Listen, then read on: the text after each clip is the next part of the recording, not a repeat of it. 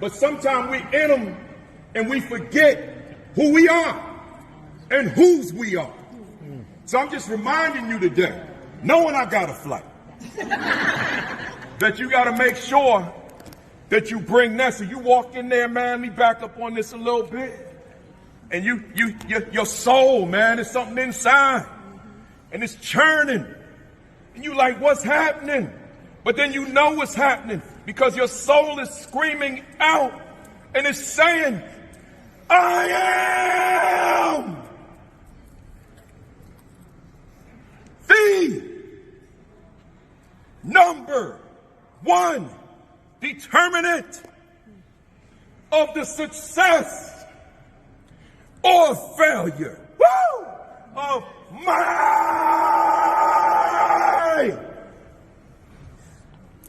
students. See, they're yours. They're yours. They're yours. Do you hear me? They're yours. So you walk in there, man. I am the number one determinant of the success or failure, watch this, y'all, of my, woo, they're yours. Students, they're yours. When you get back, kick some butt. And I'll see you in the winner's circle, celebrating your victory. Let's go, y'all. Let's go. Let's go. Let's go. Let's go. Y'all got this, man. Thank you for letting me talk to y'all. Thank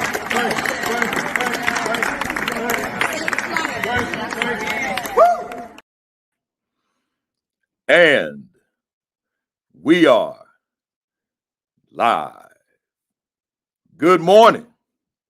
Good morning. Good morning. Good morning. Welcome to week 226 of the AP and New Principals Academy. Let me see who we got in the building this morning. We got Sharon Wright down in, over, I guess, depending on where you are, in Blandon, PA. She said hello to myself and the Queen.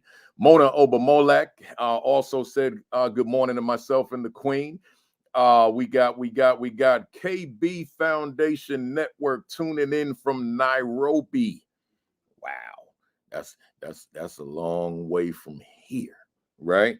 I appreciate you thinking it not robbery to tune into the AP and New Principals Academy. We got Constant Sherrod in the building down in Pearl, Mississippi. John Few, Chester, South Carolina.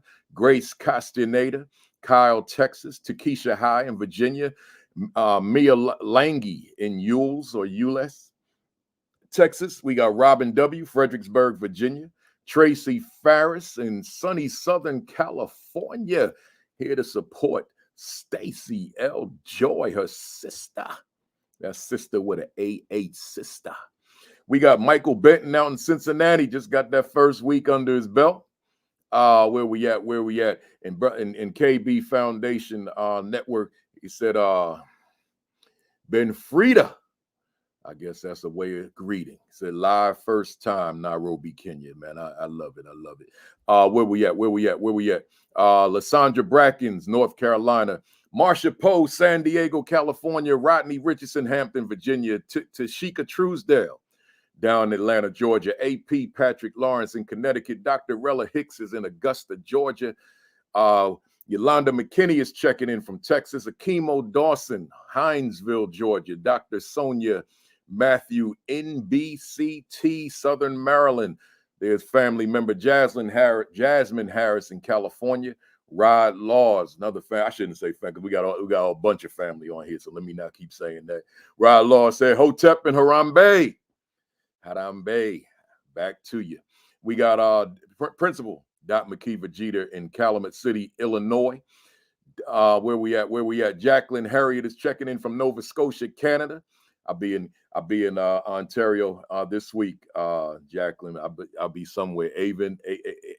Avon Maitland School District, about an hour and a half drive from the airport. So pray for me this week. I don't even land till midnight, then still got to make the hour and a half drive. So pray for me. Where we at? Where we at? Edwin Garcia is in the building out in Passaic, New Jersey. We got Jacqueline. I said Jacqueline. We got the queen of the castle. Kimberly Broughton Kafele in the building. September Devon Vance Daniels is in the building. That's Jersey. Char is up in Canada. Cammie Berry is in the building. Jana Muhammad is in the building. Where we at? Dr. Sheikah Houston. I got to go back, Doc, and see the rest of that interview because that looked like something I need to see, all of that. So I'm going to go back and see that. If you missed Dr. Sheikah Houston and Dr. Tammy Taylor, they had the authors of a book called Breonna Taylor and Me. So go back to her channel, her platform on Facebook Live, Create and Educate, her and Dr. Tammy Taylor, and definitely check that out. I have to see it later on today. Kobe Wilkinson is in the building. He's been in a few states, so we'll just say South Carolina, right? Appreciate you, my brother. Good to see you. Maribel Rojas is here from Chicago. Jana Muhammad is in LA. Where we at? I'm getting ready to shut it down, y'all. Melissa Jones Chunu was in Tulsa, Oklahoma. There's Kenya Williams in Oklahoma City as well. Chancellor Davis, Vegas. Where we at? Vanessa Zeskin is in Connecticut. I'm getting ready to shut it down, y'all. Let me see if I can find somebody from Jersey. There's my milk and sister, Haley Elaine Couch in the building. Alexia Irvin from Mississippi is in the building. Where we at? Give me some Jersey, man. Here's Jersey. My man AJ Bianco is in the building. That's Jersey. That's that Jersey fire. So I'm gonna end it right there. I see all of y'all, man. I appreciate you. Keep on sharing, retweeting, and so forth. But let me get it started, y'all, by saying formally to everybody, good morning. Greetings. Welcome to week 226. Can y'all believe that, man? Because this was supposed to just be 18 weeks back in 2020. I'm at 226, man. I added an extra job to my weekly repertoire. It takes me a week to prepare, but I do it. 226 of the AP and New Principals Academy. Let me tell y'all something, man. My week was crazy. It was wild. It was overwhelming, but I'm still smiling, man. And I'm still standing. I'm sitting in this chair, but I'm still standing. So despite what it was, I'm gonna give you a little something, even though some of y'all probably know because the post had a lot of traffic on it. But I still want you to know that despite whatever the challenges were, and I hope that this could transfer to somebody else. Y'all hear that? On! Y'all feel that? Fire! You embrace that? Because that's where I am, baby. Oh, yeah, man. I'm tired. I'm working hard. I'm probably overwhelmed. I got 5 stops this coming week, but I'm going to give it to you one more time. On! Yeah, here it come, y'all. Embrace yourself. Fire! Woo!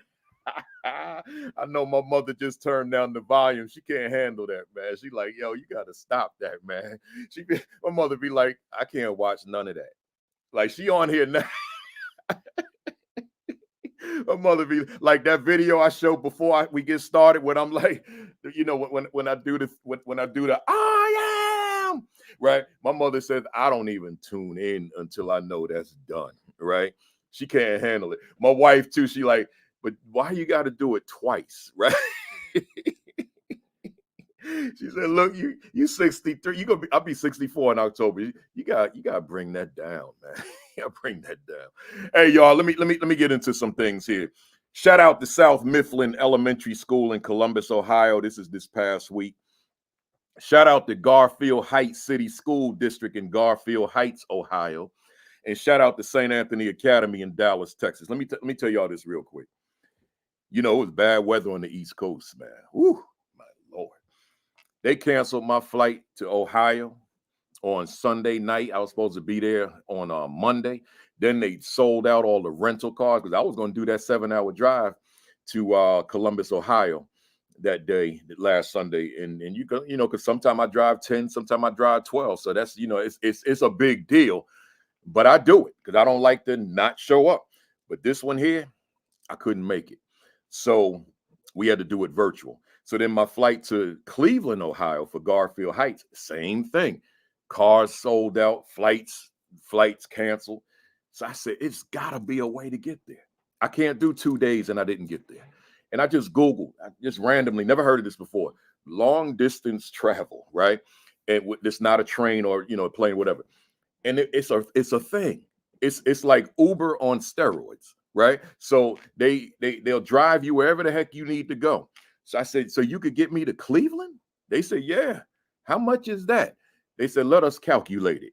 That'll be $1,000, right? $1,000. And I had to sit in the back seat of this car with this little young cat for 8 hours. Now, the good thing is he was driving 80 miles an hour. The bad thing is he was driving 80 miles an hour, right? So we got there though. And then, I had to do a keynote, and I was a little drained, man. I had to really fight through that one. I was a little drained because of that long drive. Shout out to Garfield Heights if y'all in the building. I was a little drained, but we did it. And then I went on to Dallas, South Dallas, St. Anthony Academy, man. We had a great time with that staff all day long in person. Right off of Malcolm X Boulevard, man. I never seen this before. The intersection of Malcolm X Boulevard and Dr. Martin Luther King Jr. Avenue. I'm like, man, I've seen one here and one there, right? But I never seen the intersection. I'm like, man, this is powerful here. So we talked about that in the presentation. Shout out to all of them. Hey, welcome to the first timers. But if this is in fact your first time, that means you've missed 225 sessions. That's a lot, y'all. So you need to go to the AP and New Principals Academy YouTube channel. Hit that subscribe button. Then once you hit it, hit that notification button. And that way, every time I go live, you'll get a notification, right? We got 22,490 something subscribers. Let's take it up to 22,500 today, right? Today. Right, just hit that subscribe button if you're not a subscriber of the AP and New Principals Academy YouTube channel. Let's go. Just a reminder for anyone that didn't know, we back on Facebook, we back on Twitter, and we're back on LinkedIn. My little experiment of just being on YouTube, I ain't like the way it was going. I guess my name got to be Shannon Sharp for that to happen. So I'm just Principal Kafele. So we gonna rely on all these platforms. So Facebook, we back right here at Principal Kafele, Twitter at Principal Kafele, LinkedIn at Principal Kafele, YouTube at AP and New Principals Academy. So make sure you tell your friend, tell your family, tell your colleague. We on all 4 platforms, so you don't have to go through them extra steps, because that's what it was to get to YouTube. We here and we live. Look, y'all, you know that my School Leadership Institute in July was canceled due to the hurricane. So we're gonna do it October 8 and 9. So I'd love for you to join me. October 8th and 9th, I'll be in Houston for 2 days talking instructional leadership. Google School Leadership Institute with Principal Kafele. Just Google that, School Leadership Institute with Principal Kafele 2024. It'll come up. Register, and I'll see you in Houston October 8 and 9. Right? Those will be my last few days of being 63. Right? The books that coincide with the Academy. Number 1, The Assistant Principal 50. These are all books I wrote. The Assistant Principal 50. The Assistant Principal Identity. The Principal 50. The Aspiring Principal 50. Is my school a better school because I lead it? And then I got that new joint coming in December. What is my value instructionally to the teachers I supervise? That'll be the best book, the most important book, the most impactful book of the 15 that I've ever written. I know that for sure. I said it on Facebook yesterday. That book should be in every educational leadership graduate school program in America. That's how much I believe in that book and what I poured into that book.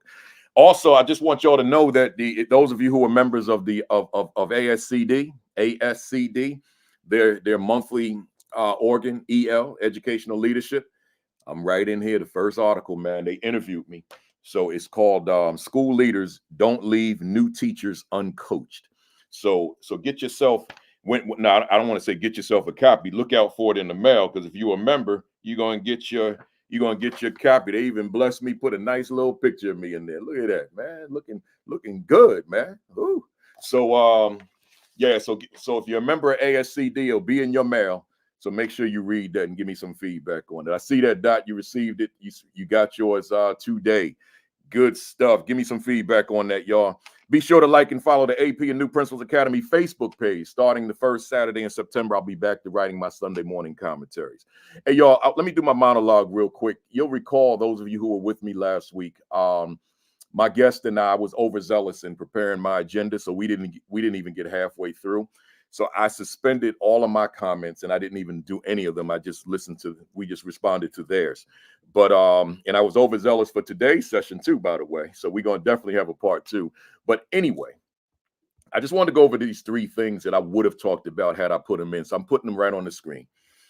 And these 3, I'm gonna go very quickly on this. These are for assistant principals or aspiring assistant principals. Number 1, if you are an AP who aspires to become a principal, what will you do this year that allows you to outshine last year? I put it on the screen so I don't have to repeat it. I'm saying to somebody out there, whatever you did last year, whether you were way up here or way down here or somewhere in between, I'm simply asking you, over the summer, as you mentally prepared for the school year, what did you determine? You know, I'm hoping that you had your pen in your journal. And what did you determine that I've got to elevate my performance? I've got to elevate to outshine what I did last year, because I do want to become a principal, but I need to be seen. I need to be acknowledged. I need to be recognized. If no one sees you, if no one recognizes you, you're competing against 1,000 other people. There's nothing to distinguish you. You may be doing good work, but what are you doing to shine? That matters. I'm not going to elaborate on that anymore because I got guests today. Number 2, if you are an AP, what do you know about managing a multi-million-dollar budget? Imagine you're a full-time disciplinarian as an AP. And for whatever reason, maybe you watch this academy every week, because a whole lot of people that say, let me just tell y'all this, that you may not have known. It's a whole lot of folks out here who are now administrators because of this. How do I know that? Because they tell me. That's how I know. Right? You don't get better evidence than that, because they tell me. They say nothing about grad school equated to the Saturday Academy. They tell me that. They say I paid all this money for grad school. I get you for free on Saturday. That grad school program don't compare to this. They tell me that every day. I always get that. I get inboxes and emails. So a lot of folks, they're taking good notes, and then they get the position, but they didn't have the experience when they were the AP. So they disciplining kids all day. They supervising the cafeteria. They loading buses and doing all that other ancillary tertiary work, right? So now here they are. Now I'm principal. And if I'm in a big school, secondary school, I got a multi-million-dollar budget. I can't even balance my personal checkbook, they may be thinking. And now I got a multi-million-dollar budget, and you don't know what to do. So I'm saying to you right now, if that's you, if you know you a full-time disciplinarian, which shame on the principal for that, right? If you know you watch supervising cafeterias all day, and you got a big school, 4 lunch periods, and you in the cafeteria all 4 periods, oh my God, that's why I created this, because that should never, ever be happening, right? So if that's you though, and then you leaving school early to get outside to prepare to load buses, that's a gross misusage of the AP. It should never be happening. Then I'm saying to you, you better tap on that principal's shoulder and say, look, I need to know about this budget thing. I need to know about these account lines. I need to know about how money is allocated, how money is spent. How money is budgeted. I need to understand that. You need to do that like tomorrow. Last one, y'all. What will be your value instructionally to the teachers that you supervise? That's the title of the next book. What is my value, right? What will be your value? Will the teachers you supervise benefit from your presence in the building pedagogically? That's the question. That should be like burning in your mind, burning on your heart, burning in your spirit. Because at the end of the day, the most important work you can do as a school leader, whether it be principal or assistant principal, is to be that instructional leader and that instructional coach. There's nothing else on your agenda that's more critical than that. Because the purpose of children walking into a building is to learn. What is it about your leadership that facilitates the process of learning? Right? That's the question you got to ask yourself. You got to go to that mirror, man.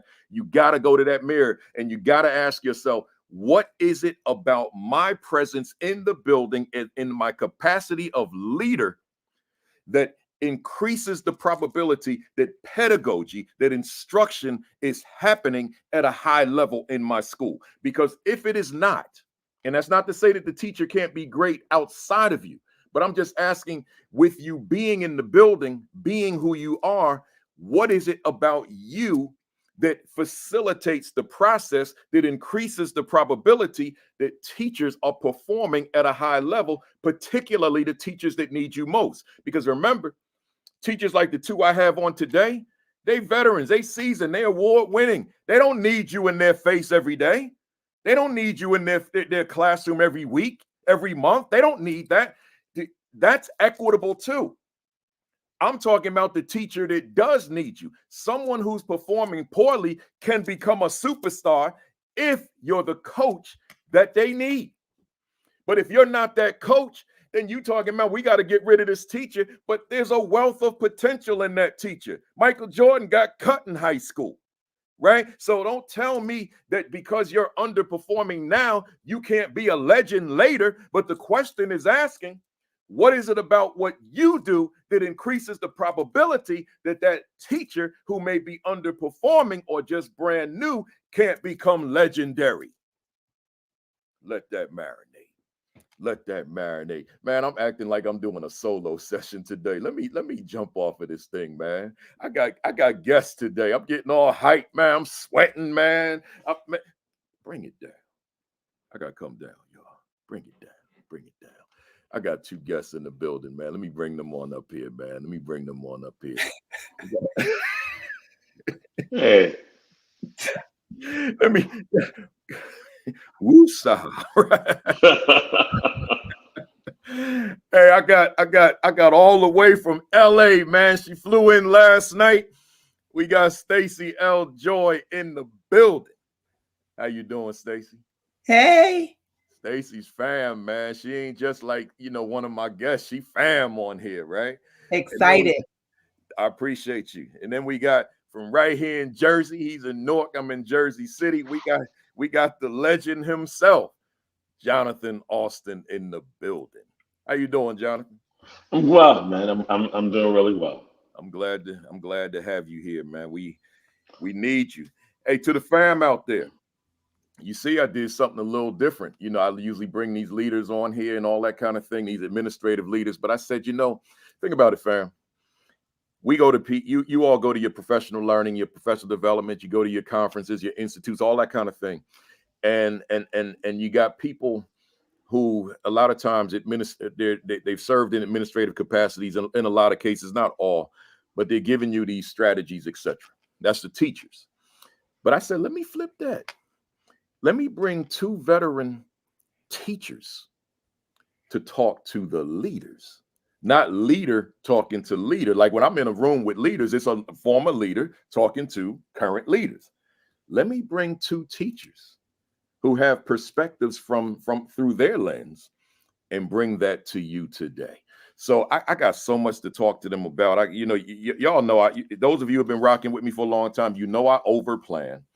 I get overly zealous, and I plan for like a week as opposed to a couple of hours. And I certainly did that yesterday because we had the best weather of the year yesterday. And I sat in my backyard and I just worked with this thing. And next thing I knew, I said, man, you plan for like you were going to deliver a dissertation or something, man. So we're gonna break this up into parts. But let me read these bios real quick.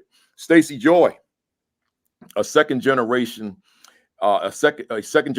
native Angelino. I've never heard that before, so that means some from Los Angeles, right? So, you got it. Yeah, Angelino has dedicated 39 years to the field of education. When we say 39 years, that means she's seen some leadership, y'all. She's seen some leadership. She is qualified to talk about leadership because she's seen some leadership. She earned her national board certification in 2000 and has maintained her certification for 24 years. I mean, hey, y'all, put that applause emoji up real quick. 24 years of national board certification. Oh, man. Oh, man. Let's go. She was honored as a Teacher of the Year by the Los Angeles Unified School District in 2002 and 2013.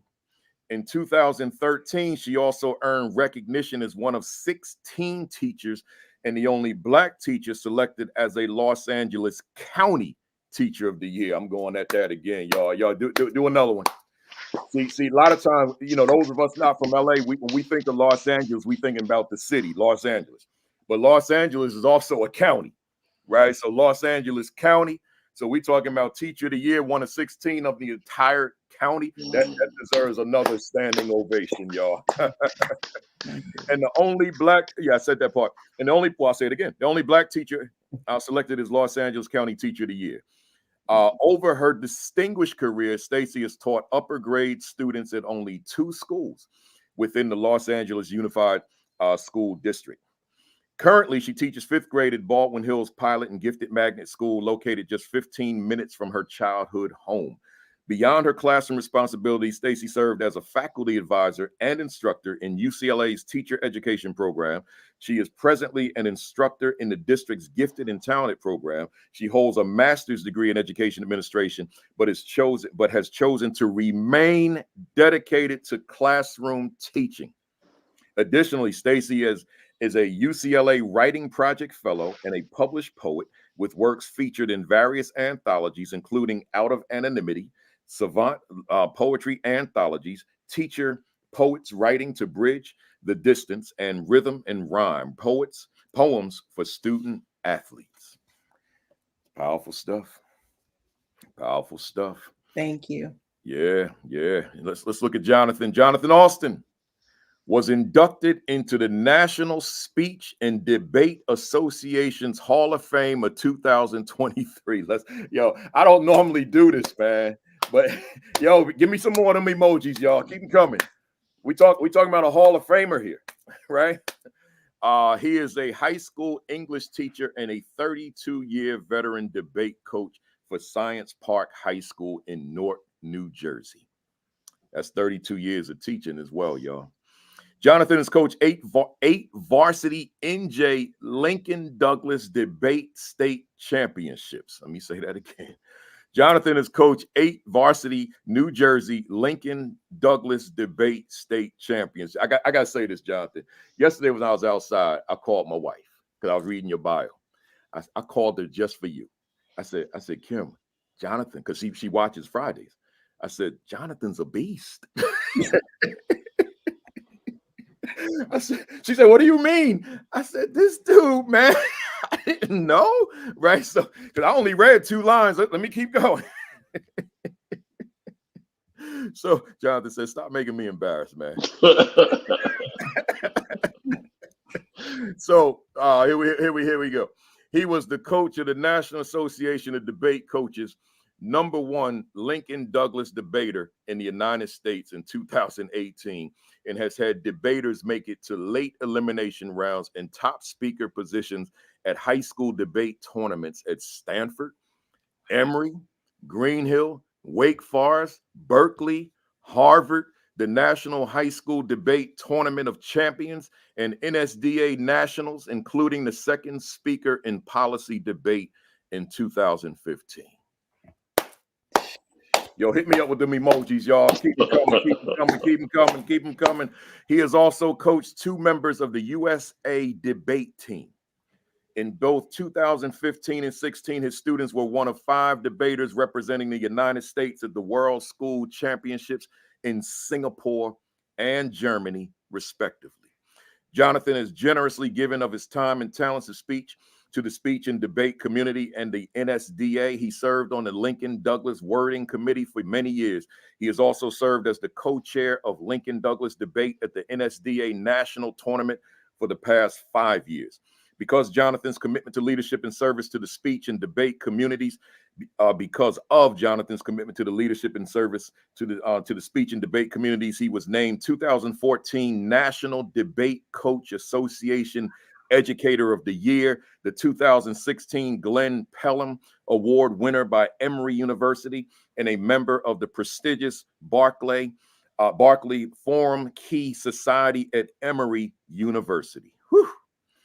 Jonathan has written a debate curriculum for Newark Public Schools, that's here in Newark, New Jersey, and regularly does professional development. He is also a co-producer on All Politics Are Local, a hip-hop political talk show that is streamed on Facebook and YouTube since 2012. Hey, y'all, you go to, I share it every Friday night at 6 o'clock Eastern time. You don't even have to look for it. All Politics Are Local. He and three others, they host this phenomenal show. You can just go right to Facebook and listen to it. I share it every Friday night. He was born and raised and still lives in Newark, New Jersey. And it's this last one, y'all. And he graduated from Yale University. Yeah, he graduated from Yale University. You're the only person I know that graduated from Yale University. Let me bring it down, man. I'm still up here, y'all. Let me get down here. Well, thank you, man. Appreciate you. You know, before I get into the formal presentation, hey folks, we ready. Let's go. Hit that share button, hit that retweet, let them know we are here. Tag somebody, tag them Facebook groups as well, those leadership groups. Hey, Jonathan, before I get to the formal questions I wanted to throw at you, I want to talk about Yale for a second because I was not aware. Yeah. Young black male, grew up in the city of Newark, New Jersey. I know that there's not a preponderance of inner city urban youngsters that wind up in Yale University. It doesn't have to be that way. I'm just talking about the reality. How do you wind up in Yale? Walk us through. A lot of people had my back all the way through, all growing up, right? Debate team. I was on the debate team in high school, 2-time state champion, and there were a lot of support all the way through. But probably the most important thing is that there was a junior and a senior at Yale University who went to University High School in Newark. It's a rival high school across the way. They came to my high school when I was a junior, and they had they got all the honors kids together, and they were like, all of you need to apply, because they were fighting with their admissions department to admit more Black and Latino kids, right, from urban areas. And they were getting told, well, we can't find anybody. And they're like, well, we'll look, all right? So they went out on their spring break, and they actively recruited, and they did this all over the country, right? And so the kids from Newark who went to university came to science, and they went to the other schools in the area, and they really just, they were like, all of you need to apply, every single one of you, right? And so I ended up getting in, right? There were 2 people from my class. Actually, there were 3 people from my graduating class who ended up getting accepted to Yale that year, right? And I would never have applied, ever. Wow. Have applied on my own. I didn't think about applying. I hadn't even conceived of it because I didn't know anyone who graduated from Yale either, right? I didn't know people went to those schools, right? Like from where I was.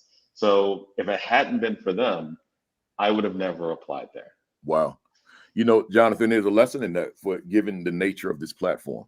I could go ahead and articulate it, but I want to see if I can bring it out of you. What is the lesson to the leaders that are watching right now, given what you just said about why you applied?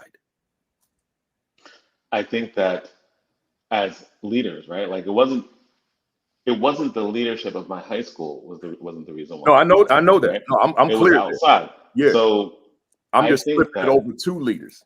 Right. So what I'm saying is that directly to it, as a leader, always expect that your students have the ability to win, right? You like when I coach my students to beat the best and brightest in the United States. Like my conception is that if you are anywhere from North and you come before me, you will be able to beat everybody, right? I Wow. will do the things that I need to do to prepare you to compete with the wealthiest public and private schools in the United States. And if you in front of me and you're in front of my class, then that's what you're going to be able to do. And I push administrators, people around, and they support, right? Like, because it's a whole network or infrastructure that has to be on board in order for that to happen, right? It's not just me as an individual. It is never just the teacher. It has to be part of an ecosystem of excellence, right? And we need administrators to understand that they need to be part of an ecosystem of excellence no matter where they are. They've got to really breathe and expect that their kids can win, and they just need to provide the infrastructure for it. That's it right there. See, that's why I didn't want to say it. You have an expectation when those students are before you, right? Hey, leaders, did y'all hear that? Right? It's not like look at the community and look at the challenges in the community. Oh, we can't. You mine now. That's why those of you that know that closing I do, and you see the video before, that I am the number one determinant of your success or failure. If you're before me, I'm taking on that responsibility. It's about my leadership. It's about who I am as a teacher. It's about my role. And quite frankly, if I can be very transparent, I have the same mentality about this Saturday morning platform. I'm expecting this platform to take people to other levels that you may not have even conceptualized you could be, based on the fire and the information that we bring every Saturday morning.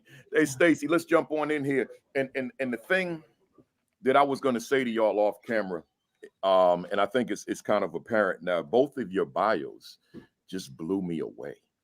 You know, I mean, what you've accomplished, but yet you chose to stay.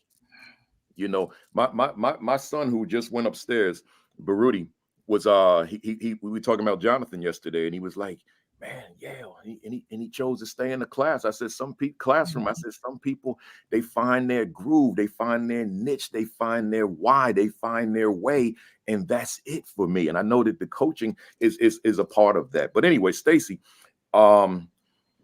as being a fam, you kind of know what question this is going to be. You know, there's a lot to Stacey L. Joy, but if I could compartmentalize you and just look at the educator side, who is Stacey L. Joy?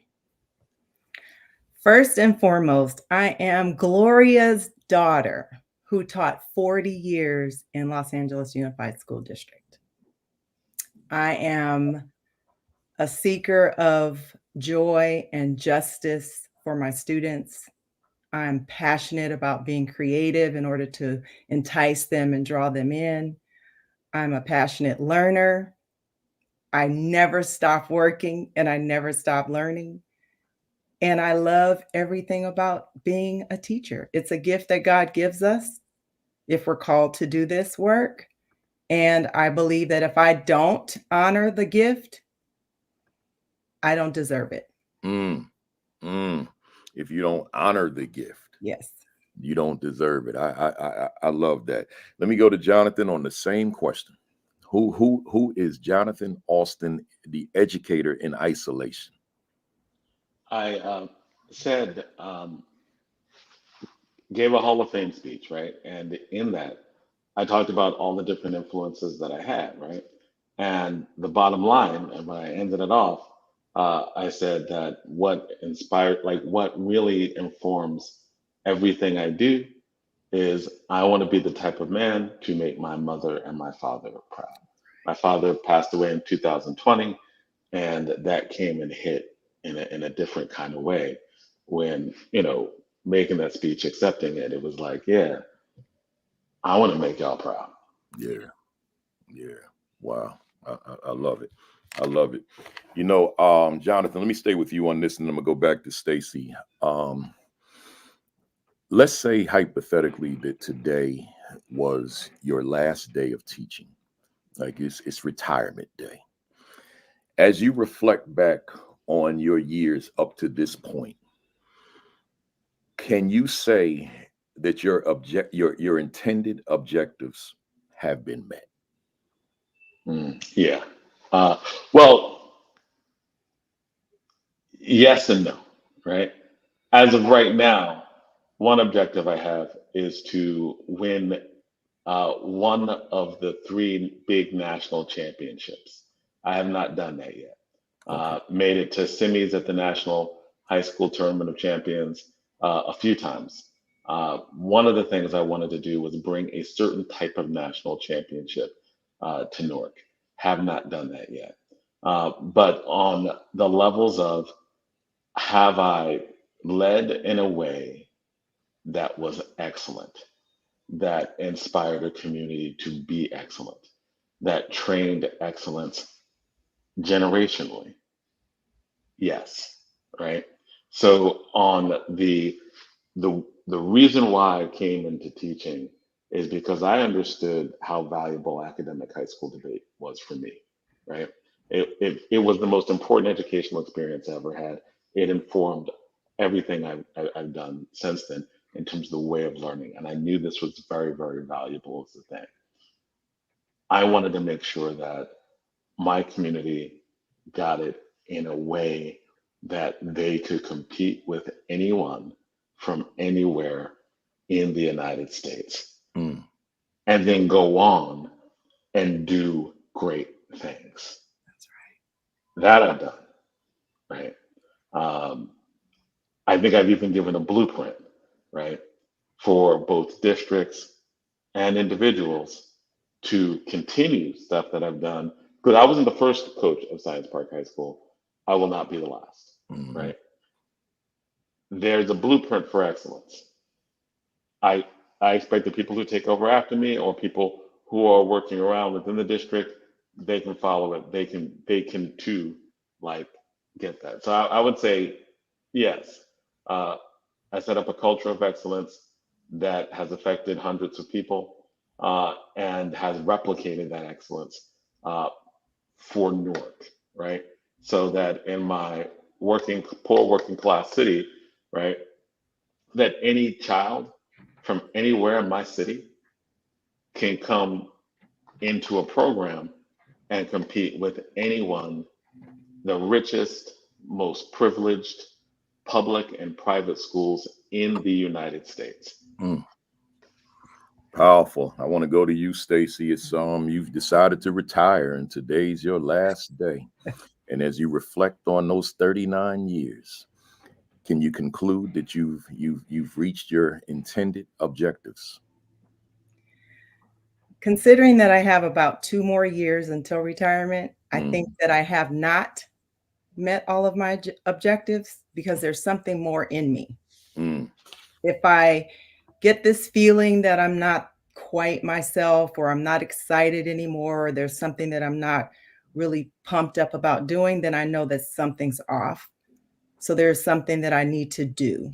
And if I'm still here and I'm still showing up, then there's more objectives I'm meeting. The students need something different every single year. So I can't say that this year I'm good, I'm finished, I've done everything that I've sought to do, because next year it's a different crop of students with a different set of needs. Yeah. You know, Yeah. I have students that I'm super proud of, like Janae Aiko, the famous singer, is a former Joy Team student. I Mm. have a student who is a brain surgeon right now, pediatric brain surgeon. I've had students that come back to substitute teach in my own classroom. Mm. It's a phenomenal experience to see the success. So I know that there's more. I can't say that I'm finished. I love it. You know, if to the fam out there, real quick, and I want to stay with you, Stacey.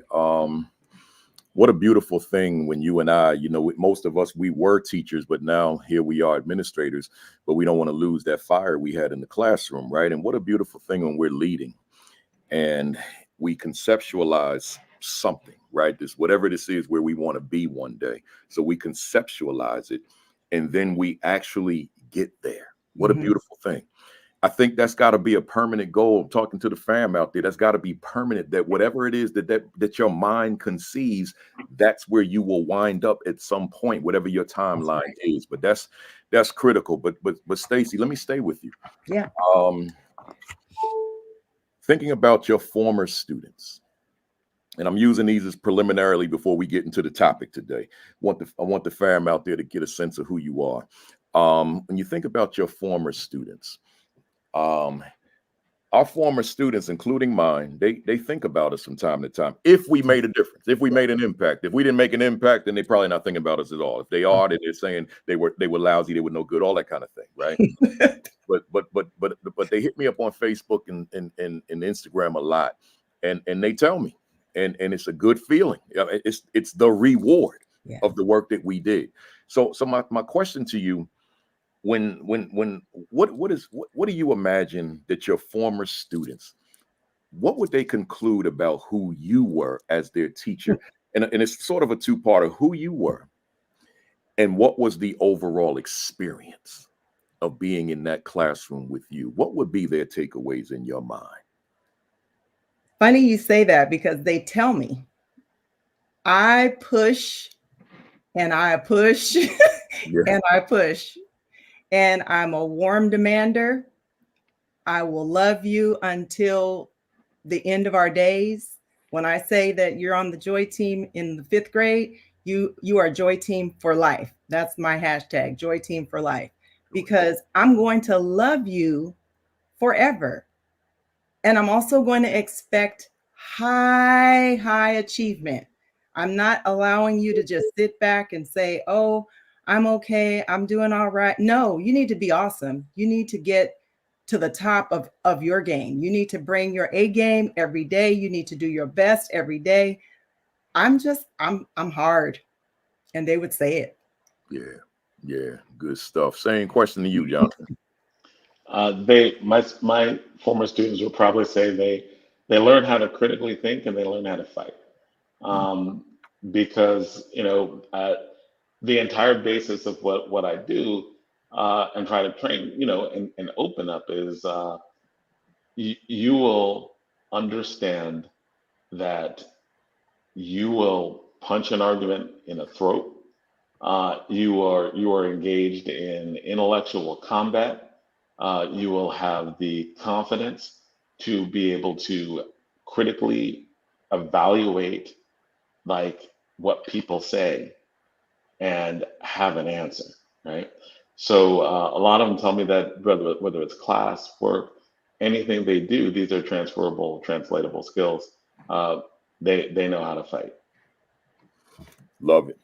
Jonathan, at the core of my educational existence is culturally and historically relevant pedagogy, right? Everything else sort of revolves around that. I'm thinking about history, but I don't have to be I don't have to isolate history. I don't have to be restrictive of history. But it is my strong contention that the history of Black people, the Black experience, should be in curriculum pre-K all the way to 12, right?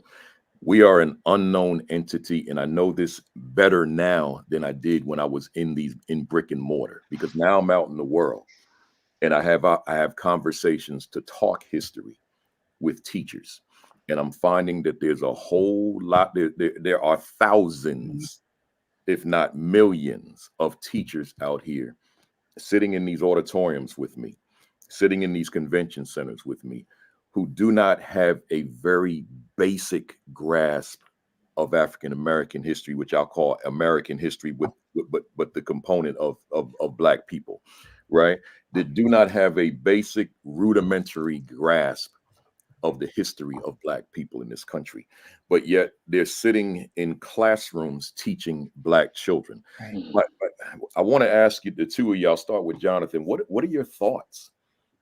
Because this is just my opinion. What are your thoughts of teachers, and I really want to confine it to, I don't want to confine it to Black teachers. What are your thoughts, if you want to talk about Black teachers and do so, what are your thoughts of teachers who are teaching Black children but do not know the history of the very children that they're teaching? And I'm talking about the collective history. I'm not talking about their individual history in this question. What are your thoughts on that? Well, I think that I think they are, whether they know it or not, they're teaching kids to hate themselves. And I think that there's either white supremacy is so ingrained in everything that we do. It's my fiance and I talk about aesthetics, right? And there's clearly a white aesthetic. Unless you are active in your understanding of history, white supremacy, colonialism, right? Like that history, Right. then you're going to be perpetuating it, right? And without even knowing you're perpetuating it, you are. Because your notion of, if you have a colorblind history, it's going to be a coincidence that white people are always on top and Black people are always on the bottom. It's going to be a coincidence that, like, or just a thing where the heroes are always white, with except for in February, right? But that you are going to teach a white-centered reality where that Black people, Latino people, right, like where everyone else is just supporting characters, but the good, the white, is going to be the center, and you think that it's just the way things are, the way things are supposed to be. So I think most people who are teaching white supremacy don't know they're teaching white supremacy Mhm. because you have to interrogate it, right? And when you ask those critical, my favorite essay ever, and the essay that got me to teach, I read when I was in college. It was James Baldwin's A Talk to Teachers. That essay got me thinking about the importance of pedagogy, the importance of understanding like what you teach and how you teach it. So if you are not dealing specifically with the history of African Americans, like, because it's not a Black thing in terms of it. Everyone should be understanding the Right. history of African Americans because this is American history. You don't understand any important thing that happened in the United States without understanding its impact on Black people and the Black community, because we literally have pushed the history of the United States on every important issue. Like the United States conception of itself is formed more by its interaction with African Americans and formerly enslaved people and the pushback, right? In terms of those ideals. So you can't understand law without understanding the history of Black people. You can't understand like movies and literature and culture without understanding. You can't even listen to music without understanding the history of Black people, right? And that history is that good, that bad, that ugly, which is why a lot of my debate teachers who are in Oklahoma, right, like debate coaches in Oklahoma, are scared, right? But I was talking to some debate coaches in Georgia, scared, leaving the classroom. These are white people, right? Who are like, and they're not radical left white people. These are mainstream, middle of the road white people who are learning. They just intellectually curious, and they would read James Baldwin, or they would read someone like. So we're talking about people like that are scared of getting attacked because of the current landscape of education. So given where we are in the United States, it's kind of proving all the things that we Yep. just talked about, Yeah. right? If you ain't teaching about Black people, you are teaching white supremacy. And the debate that we're having right now in this country says it all.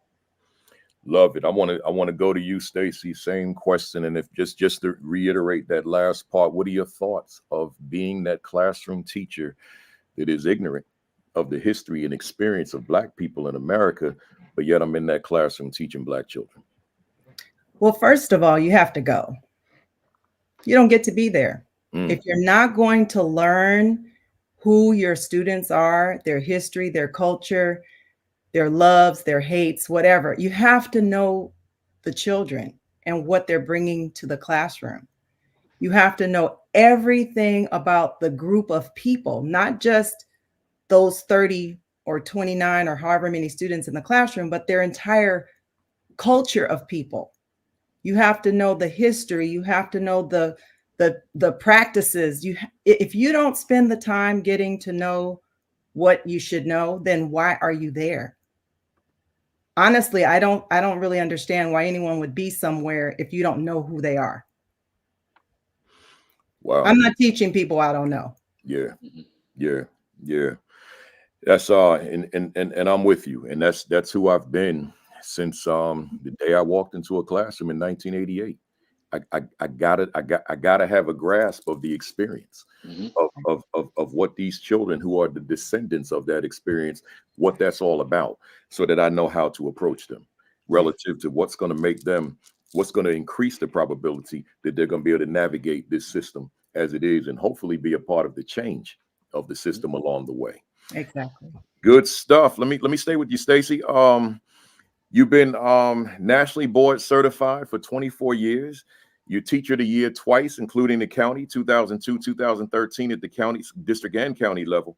And you've dedicated 39 years to education, in your case, teaching. What is it about the classroom? And this will be my last question before we transition to our leadership talk. What is it about the classroom, or what is it about the classroom that you decided to stay there, or what is it about leadership that you didn't want to be a part of it? Good questions. First, I think the classroom has just always been my calling. I remember when I was 5, 6 years old, and my mother was a teacher, and she'd bring home her keys and her chalk and her grade books, and I would play school in my bedroom for hours. And I think that that's the beginning of teacher training. So that's why I always look at, like, in my students, I need to see what it is they're passionate about, because I might be able to facilitate them moving into that specific thing they want to do as a child. So I think for me, if I had not felt that that was my calling, I would have known it sooner. Like, I think you do maybe 10, 15 years and you're like, oh yeah, this isn't me.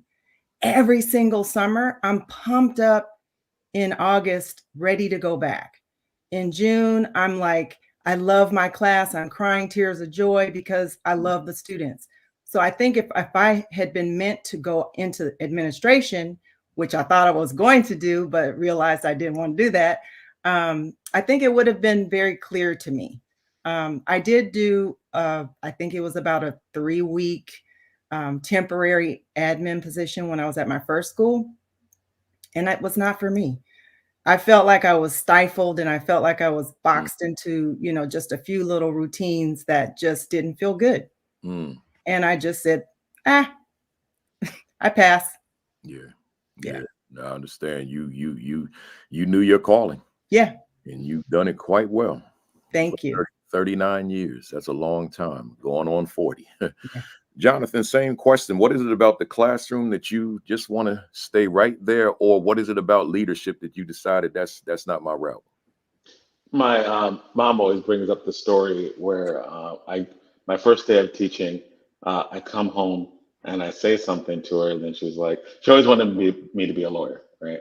And I said, wow, and I got my first paycheck, and I was like, wow, I am literally getting paid for something that I would have done for free. And I mean, I have fun in the classroom, and I told myself, I will leave when I stop having fun. Yeah. Like, when I stop really enjoying myself, then I will leave, right? And I think it's because also I'm a classroom teacher and a debate coach.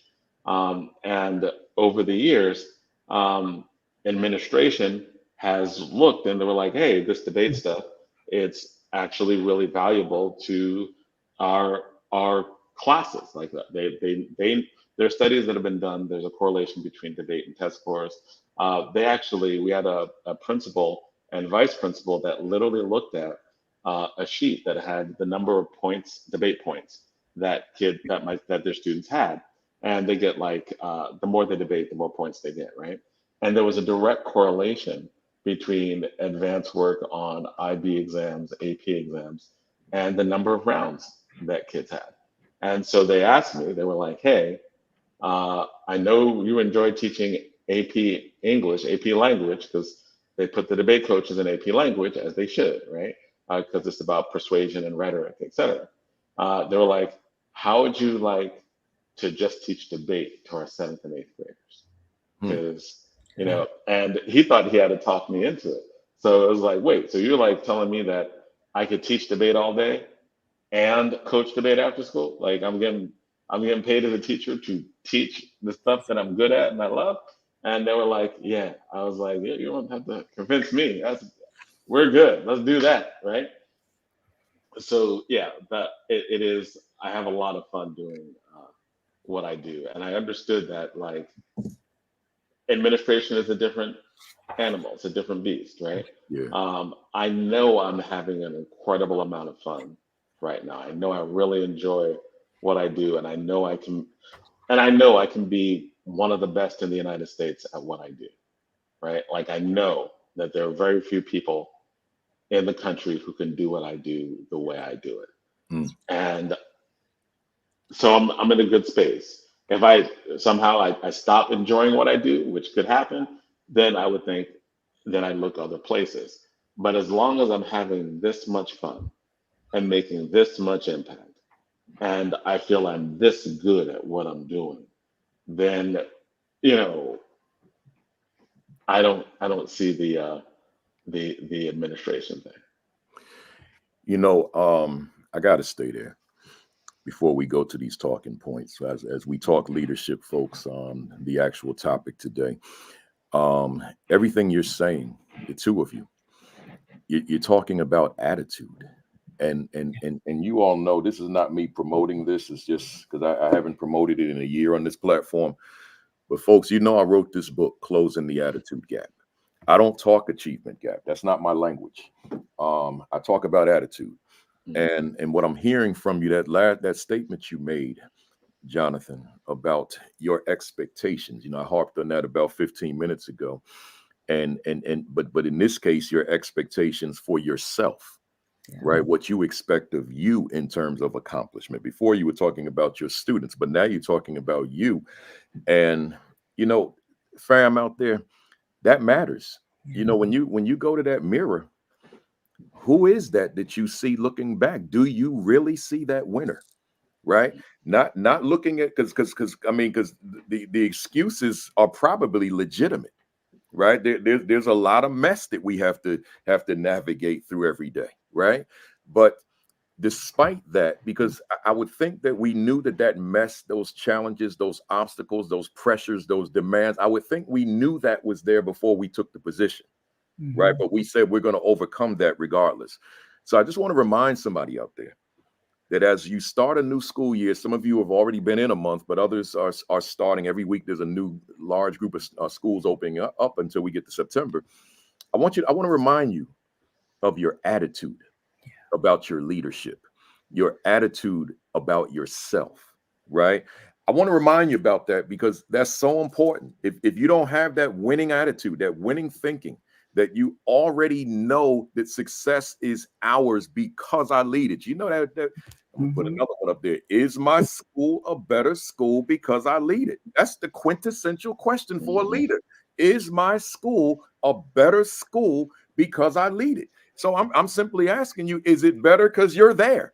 That's not being egotistical and cocky. It's being confident. It's stepping to the plate. I'll use a modern player. It's stepping to the plate like Aaron Judge, knowing that I'm getting ready to hit that ball over the fence. He's done it for 4 consecutive days now, right? I don't think he goes up there hoping he's going to hit it. I think he knows that ball is going over the fence.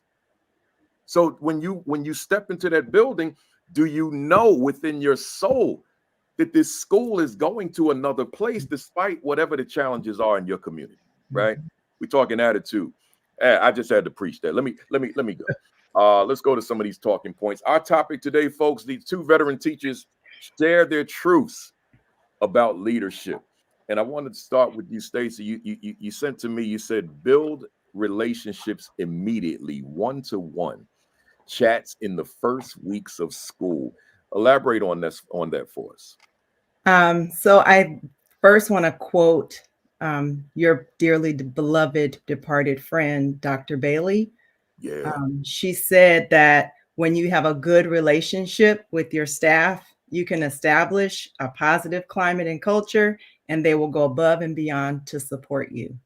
That hits me hard, because I know that the only way I'm going to go above and beyond for my school and my students is if I feel the support of my admin.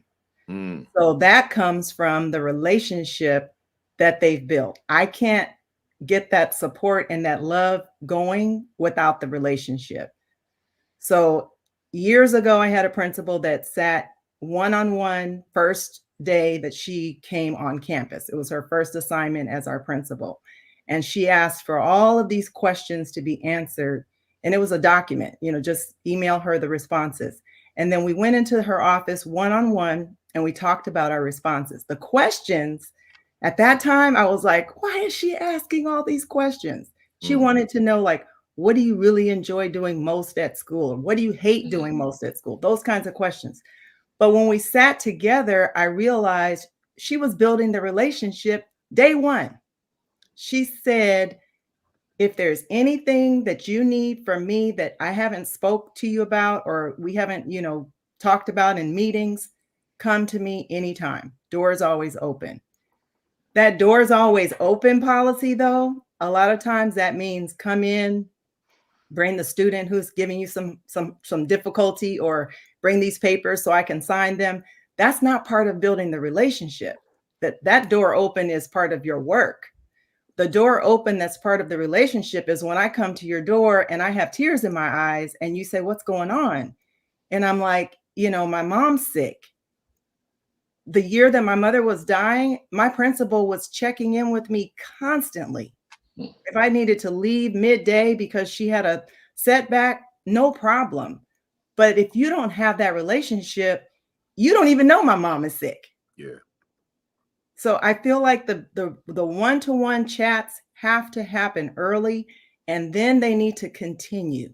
So if you met with me in August or September, check back with me again in a couple of months. Just, let's sit, let's chat, not talking about data, not talking about the students. Let's just talk. Let's just talk. Yeah. Is there there are teachers that tune into the platform every Saturday. I'm aware of that. And most of the teachers that tune in are aspiring leaders, but they're tuning in. But one of the questions I get from teachers when I do a teacher presentation is, I'm hearing what you're saying, Principal Kafele, but what you're saying is not my leader. How do we convince leadership of some of the things that we're hearing you say in this session? So here's my question, Stacey. What recommendation would you have for a fellow teacher to address leadership? And I'm going to add the word "and how to address them." Right. So the two part, what would be your recommendation in terms of addressing leadership to get them to become what you just described? But how do I go about it so that I don't jam myself up in the process? Right. So first, I would say we can't create a person to be the person we want them to be. We can only be who we are. So bring your authentic, caring, loving self to the leader who may not be that caring, loving leader, and say, I'd like to talk with you. I want to share some things that are happening in my life. Let me know when's a good time. You start creating that open door for the relationship building. Invite the leader to your classroom. Say, don't bring your computer, don't take notes. Just come in. We're going to have a story time, and we're talking about theme in our ELA unit. I want you to come in and sit with us. Just make the effort. Yeah. That would be the first part. What was the second part of your question? No, you pretty much answered that. Okay. Like just how to go about it. Yeah. And my last part, being that you've been in this business for so long, almost 40 years now, and you've been through, you've had a lot of different leadership amongst you. So thinking back on old leadership that's no longer a part of your life, compare and contrast that leadership where that relationship was there versus if it ever happened that you were in a school and that relationship between administration and teachers was really lacking. what were the implications if that ever was your reality? It's huge. It impacts physically, mentally, emotionally when you're not connected to your leader. You feel like you're on a ship with your students sailing along by yourself, and that is not a good feeling. I think the benefit that we feel when everyone is connected and there's a relationship is suddenly you have a team feeling as opposed to an I feeling. Like my class is the Joy team, but we are part of a school that's part of a team. So that connection with the principal as the leader and the relationship is there. I think it'll spread. You know, they say that if you give happiness to others, it builds your own happiness. I think that's what happens when we have that connection. We start spreading that happiness everywhere. Get you some, you know? Yep. Yep. So last thing, and then I'm gonna go to Jonathan. We got leaders on the call. In fact, I'm looking at the real-time numbers right now between the four. There are 500 people on here right now, real time, and then there's a few thousand that have been in and out of here. So that's a good thing. So since we got those kind of numbers, talk to the leaders. There's a leader out there who, in their mind, they think they're doing a great job, but the reality is that those relationships are lacking. See, they think so. So they think that I'm doing good, but the teachers are having a different conversation, right? And one part of that conversation is, but we're not even connected to this person, right? We don't have a rapport with this person. We don't have a relationship with this person. This person doesn't listen to our needs, etc. What is your message to that leader? You better ask somebody. You need to ask your staff, how are you feeling about me as a leader? And accept the answers that you get and sit with it. Don't just, I think I'm fine. Ask them, just like they expect us to look at data and look at responses from students to determine how well we think we're doing. The same thing should be happening with leaders and teachers. Love it. Love it. Let me go to Jonathan. Let me get that talking point up here. Jonathan said, I love leaders who can recognize and back excellent teachers. You call that the Marion Bolden rule. And for those that don't know, Dr. Marion Bolden is a former superintendent of schools in North Public Schools. So go ahead, Jonathan, what are you telling us? When I was a young teacher, and I had coached a couple of state champions. Marion Bolden, actually, even before that, early in teaching, when Marion Bolden first gave her first speech, and it was a big thing at the Symphony Hall, and all the teachers came down. And we had just gone through some traumatic leadership in the district, like somebody stole a bunch of money and left. Superintendent stole a bunch of money and left, right? Or had a lot of money disappeared and left. It was early in state takeover. Morale was down. Marion Bolden sits up there and she basically says, you have to always do the right things for students. Put students first. And then she said, if you put students first and what you're doing is in the best interest of students, we will back you. Mm. And it was like an implicit contract, right? And it was an ethos, that I think spread through the leadership of the district, right? I think that's always been a very Newark thing, right? There are a lot of different situations that you're going to need to deal with, a lot of judgments that you're going to have to make. Put the interest of students first, because there are a lot of gray lines, a lot of areas that you just, should I do this or this? I'm going to do this, I believe is in the best interest of these kids. I'm going to have to do this. This is going to keep kids safe. I'm going to have to do this. And then knowing that like leadership will be like, cool, we're going to back you because we know that you worked in the best interest of students. And my experience with Marion Bolden, like when she was superintendent for 10 years, was like consistently like that. We would need a lot of things for debate. We travel a lot. We travel across the country a lot. There are a lot of things that we need, paperwork, all the other stuff that we need to do to make sure we get things in place. she always had our back. And she always had our back in a way that was top down all the way through. And so that it translated to principals and vice principals and, people who would do all the things that were necessary so that we could do excellent things for students. Hmm. Um, I would I would think that every school has some percentage, whether it be large, medium, small, some percentage of excellent teachers on that staff, right? Um, but it may appear that those teachers are not being recognized or backed by administration. In fact, they may not be. Talk to us through your lens. What are the implications when those excellent teachers are in fact on our staff, but they're not backed by administration? You'll lose them, right? Mm. I had a situation earlier in my teaching career where I had a department chair who, like, who knew me earlier, right? And she literally said, she put in writing, right? At first, she was nitpicking a bunch of stuff, right? Like, so in evaluations, when you evaluate a teacher, you can evaluate substantively, or you can just go after them on things that are subjective, but not consequential. Like, you're not really seeing the the goal or the thinking or the critical thinking that went through in the lesson. You might see one kid turn around and then you write that down, right? But the kid was doing the assignment, but you can nitpick someone. And at first I thought that, because I was in my fourth year of teaching, and this person was much older, and I was like, well, there's a lot that I need to learn, right?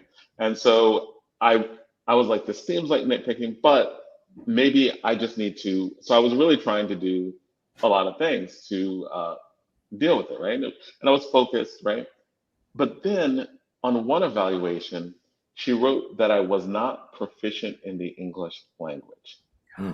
And by the way, these evaluations would be negative evaluations, right? Like unsatisfactory evaluations. And when she put that I was not proficient in the English language, right? That was the first year that I coached a New Jersey state champion. I wrote a grant to get $20,000 worth of books for kids to read, right? So the kids can take home books, right? And set them their own libraries. I had 100% passing on standardized tests. I didn't have behavioral problems, right? Like, so that's the year that she not only said that she wrote I was not proficient in the English language, and then I knew that, okay, so now I'm just being attacked, Yeah. right? And I know that you have to go into a teacher defense where I'm like, I call it a paper fight. That was my first paper fight Mhm. where I had to respond, Mhm. right? And then I'm like, if you don't think I'm proficient in the English language, you just mess with somebody. I'm gonna tear you up now, right? Now we don't fight, right? Now we're fighting on paper, and you're gonna lose this fight because you're not only wrong, you can't back up what you say.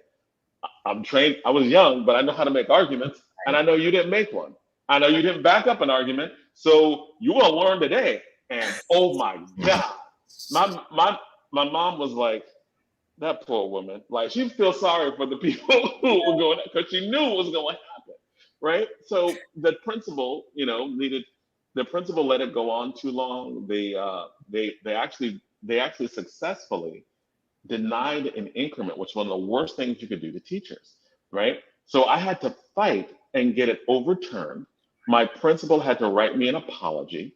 And the department chair, the DC, that was the beginning of her end, because she was so undermined in terms of her credibility, because she'd write something and she wasn't a good writer. I'd write something, it was much, much better. Hmm. And I would even go to the AP. I was like, look at what she said. Look at what I said. You couldn't tell me this is right. Like, come on, man. Like, if you're gonna get me on something that's legit. Don't attack pedagogy when you don't know what you're talking about. Yeah. And I would quote things, but all that, right? That all that, and not all teachers are gonna go through that. During that period of time, I applied to law school because I was like, if this is teaching, I'm leaving the profession. Yeah. If I lose, I'm a fight. And if I lose this fight, I don't need to be a teacher. There are other things I can do, right? So if I had lost the fight, I would have gone to law school. Like, I got accepted to law school. They gave me money. I deferred for a year because I'm like, let me see how this fight goes. Because if I'm not having fun, I'm out, right? So that administrator just happened to lose that fight. But it's only because I just know how to fight, right? Like they messed with the wrong one. They found out, right? I was young, but I knew it then, right? Right. But in but there's so many teachers that leave the profession, that leave schools, and after that, I accomplished so much, right? Yeah. Like what I do helps my school. It helps drive test scores. It helps create leaders. She was going to cut that off early in my teaching career, right? So I think that you have to know how to evaluate teachers for things that are real. You need to be able to protect teachers when you know they're good. Like That's right. my former principal had to do the apology, and we established a good relationship afterwards, right? Like, but and I understood why she was doing it because she felt the need to back your. She had chosen this person to be in leadership, and so she was going to back the person's decision in leadership because that's the person she chose, right? But she was about to lose a teacher, right? She was about to take Yeah. talent, and talent was going to go elsewhere. A lot of people go to different schools. Great teachers have options. We go to different schools. We leave the profession because if we're really great at what we do, we can make money doing other things too, Right. right? And we do. And it's especially true now when you have post COVID. Oh my gosh, Yeah. teachers were like going, leaving, taking that. They were either retiring or going into different places. So you need to be able to recognize your teachers and understand how to motivate. Like if you didn't think I was good at something, then be better and tell me how to be better. This person couldn't tell me how to be better. So I'd be like, okay, you think this lesson was bad? You do a demonstration Yeah. lesson, right? What will you do, right? Her lesson sucked. They were god awful, garbage, trash. You couldn't teach, right? So like I'm like, my kids are like, yo, you want you, you doing what you need to do. So if don't start fights unnecessarily Yeah. because that takes away the productivity of your teachers and undermines your school. And also the streets are watching, right? Yeah. Because if you have a reputation for being an excellent teacher with students, and the teachers know that how hard you work. Like I'm staying late, I'm traveling, I'm doing all this kind of stuff. I'm writing grants, I'm going above and beyond as a teacher. That's right. If you attack that teacher, the other teachers who are doing just minimum, that it's going home, minding their own business, staying straight, right? They're gonna see that, Mhm. right? And they're like, if they treat him that way and he does all this stuff, I'm gonna just stay in my lane. I'm gonna do the bare minimum. I'm gonna stay under the radar and keep this job and keep my benefits and move on. You have Yeah. now undermined your whole school because you are no longer a school that values excellence, right? Because people know who's going doing that excellent work, right? The students know who's doing that excellent work. They know who inspires them. They know the teachers who they're learning from. They know the teachers who are pushing them. Now, if you as an administrator can't recognize what the kids know, you don't recognize what the other teachers know, then you are undermining yourself in your school. So, given everything you just said, and you've already answered the question I'm going to ask you, but you're speaking you're speaking to us now. I want you to go right to the leadership that's on this call right now, and here's what I'm asking of you. There's a leader right now that doesn't recognize that they're not recognizing Right. excellence when it's right there in their face. I just want you to holler at that teacher real quick. I mean, that leader real quick, AP or principal, to tell them what it is that they need to do to make sure that excellent teachers, and I could even go as far as to say all teachers, right? But in this case, to stay consistent with the bullet point, that excellent teachers are in fact being recognized by you. Who is, like, that's a complicated and layered question, right? I would say first, you have to have a vision of what it is to be excellent in the classroom as an administrator. What does it mean to be excellent? How do you interpret it? Because a lot of it is people can't see it. So I'm not sure how to see, like I have my own vision of what is excellent, right? As a debate coach, excuse me, maybe it's easier. If we ain't winning, we're not excellent. Okay. If we losing and we're 0-5 all that, that's not excellent, right? So who is doing the things that are inspiring students, getting the students to come to class, getting the students to think critically? Now, maybe how do you see that? I don't know how sometimes they can't see that from the outside if they've not visited the classroom, if they've not talked to students to see how they're responding to different classes, right? If they're not looking at and test scores aren't everything, but what are the metrics, right? Like what are the grade metrics? Are you looking at the work that students have done? Like how do you see the papers they're writing? Do you see the assignments that they're doing? Like do you actually see what's going on to be able to recognize it, right? To be able to recognize excellence is happening. Because if you can't recognize I think a principal has to know what excellence is because it has to be a part of their vision. And they need to be able to explicitly talk about the excellence in their vision, right? And then they need to be able to translate that.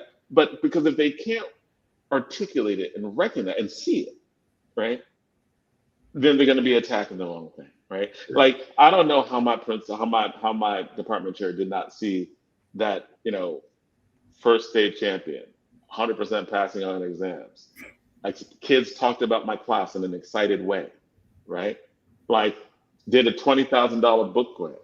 The same year I do all that stuff, you say that you did not, you do one of the worst things you do to a teacher. You mess with the little money we have. Yeah. Yeah. I appreciate it. No, great stuff. Let me keep it moving. I want to get all this in. This is I'm sitting here feeling real proud about this session right now that I thought to bring two veteran teachers on with such a wealth of information to talk to leadership through your lens. Stacey, you said this is not they're all big. Yeah. Celebrate your staff in creative ways to build morale, not just during Teacher Appreciation Week. Whew. Floor is yours. Okay, so we have, I think, what is it, 5 days in May that we celebrate teachers? Yeah, that's unacceptable. We have student of the month. Maybe some teachers have student of the week, student of the day, whatever. We need that in the teaching group as well. Like we need those little pump ups and those let's celebrate. So I had a principal who did end of the year awards for the teachers, and it was unexpected. We had no idea that this was happening, but it again goes back to the relationship. So we had the teacher who wins the Dancer of the Year award, the teacher who gets the Poet of the Year award, the teacher who gets the always late to work award or whatever. That was fun. And it was exciting to know that somebody pays attention to something that's different about each teacher on their staff. Now, as a whole, I know that there are ways that you can just, make people feel good. Like you can make an announcement today, let's celebrate so-and-so because it's their birthday. That's one little way to celebrate. But I have a suggestion, and this is something we did at my school, and I don't know if other schools do something similar, but we have the World's Greatest Teacher Award, and it's every other week. And so there was a personal journal that we would pass around, like say, for example, if it's my week to write in the journal, I pick a teacher that I want to honor and I write something special about that teacher. And then at the staff meeting the next week, I read this entry in the journal. And usually the person who gets it is in tears and just really appreciative. But this is coming from teacher to teacher. So, I mean, like you have to be creative in the ways that you choose to celebrate your staff. It doesn't have to be you go out and buy cookies and ice cream every staff meeting, but it could just be, let's come up with a way that we can show how much we care about one another. And then ask your staff, what are some ways we can do this? It doesn't have to be the load on the principal. It also doesn't have to just be the social committee. A lot of schools have a social committee. They do happy hour and bowling night or golf night or whatever. I think that that's great, but you need something that is in front of the students. so they can see their teachers being celebrated also. Wow. That's a big one. Yeah. Talk to us, Stacey, about the consequences of to a school where there's a lack of celebration of staff. So I think that when you don't feel celebrated, you don't achieve your highest goals. I mean, it's just like my students. If I said, you all are not doing the best, I'm really disappointed, everything's just blah, that's what I'm going to get back.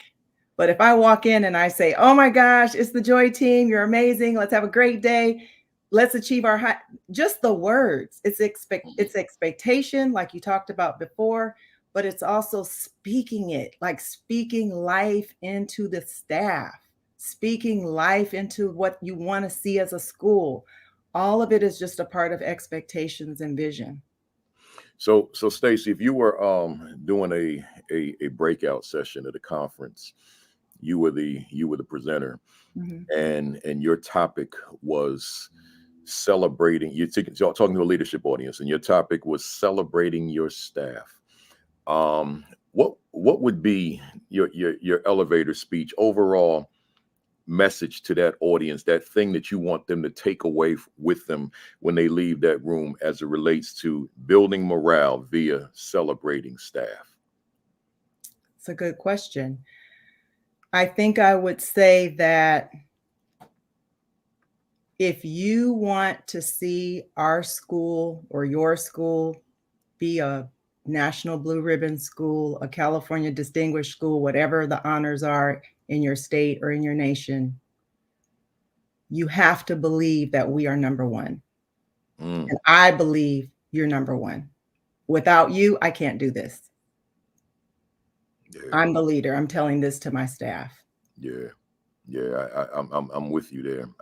I gotta believe that too, and that's the message that I always sent back in them days, right? Yeah. Good stuff. Let's keep it moving. Jonathan, you said fight for the school, the principal versus, and I know it probably, unless we got North people on here or even Jersey people, they don't know who this woman is. So I'm gonna let you take it over. I certainly know. I kept up with it. In fact, Dr. Deneen Washington, who was one of the folks who felt the wrath of this woman. She'll be on this platform, and she'll be on in 2025. I should get all four of them, her and Hansfield and Tony and Grady James, and talk about that. But that's for another time. Talk to us about that. Yeah, as far as superintendents go, Cameron Anderson was the opposite of Marion Bolden. Marion Bolden made us all believe that we could be great. She inspired us, right? Like everything she did, we knew that we pushed ourselves, right? Marion Bolden looked at me. We had 19 straight years of state champions. This started before I got there. I was still young in my career.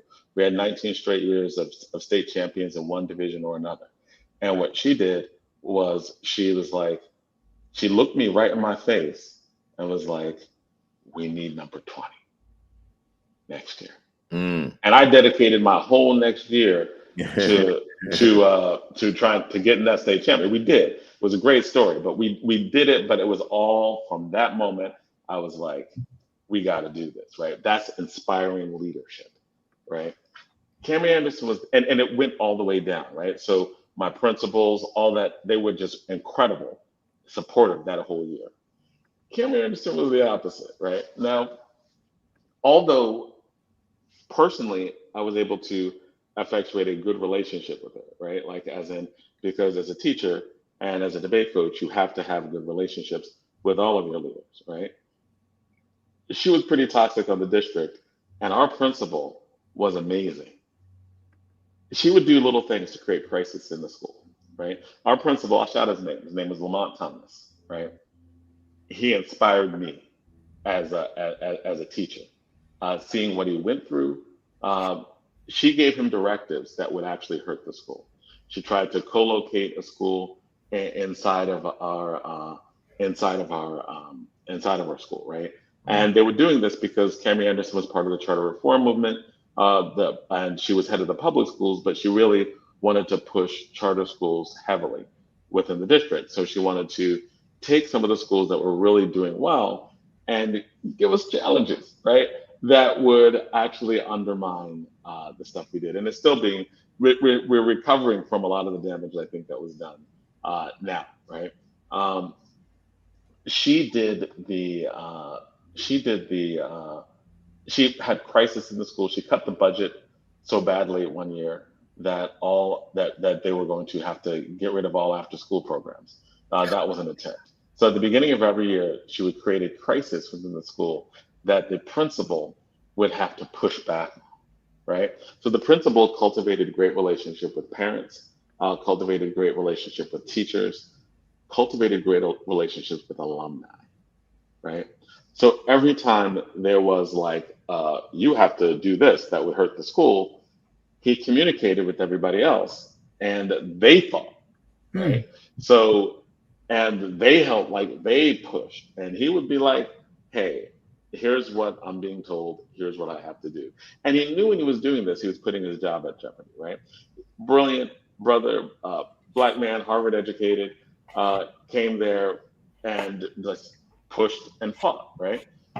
And he fought until he couldn't fight anymore because he was like, you know, I'm going to have to accept this other job because right then they were, it was when they denied principals a contract for like 5 years, right?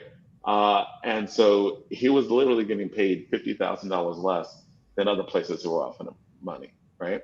And he stayed under that for multiple years until they were just trying to make it so that they would cripple his career.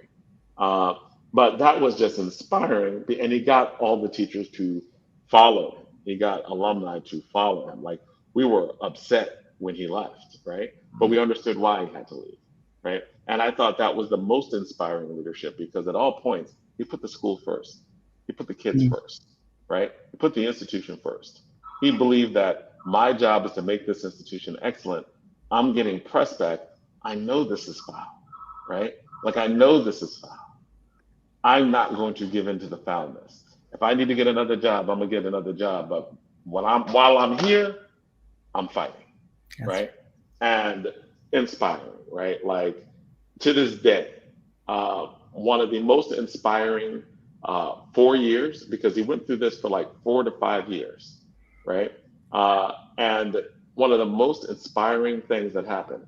And on the very last day he was there, that was graduation day in 2015. That was his last day. He told everyone he was leaving, retiring, not retiring, going down to a different district. Told, you know, we understood why. But on the very last day he was there, Cammie Anderson got fired. Wow. It was like, I he's didn't realize out, it was the she's same. out. The Wow. exact same day. The Wow. exact same day. But if you fight for, you got to fight for your school. A job is a job, right? It's cool. But when you are, do the best thing, just make us believe that you are going to fight on behalf of your institution. Because if you're fighting on behalf of your institution, we know that it's bigger than us. And we should always think that the what we are doing in education is bigger than us, right? It affects lives. These institutions are generational, right? Because I've taught the younger brothers and sisters of kids. I have taught the children of my students at this point.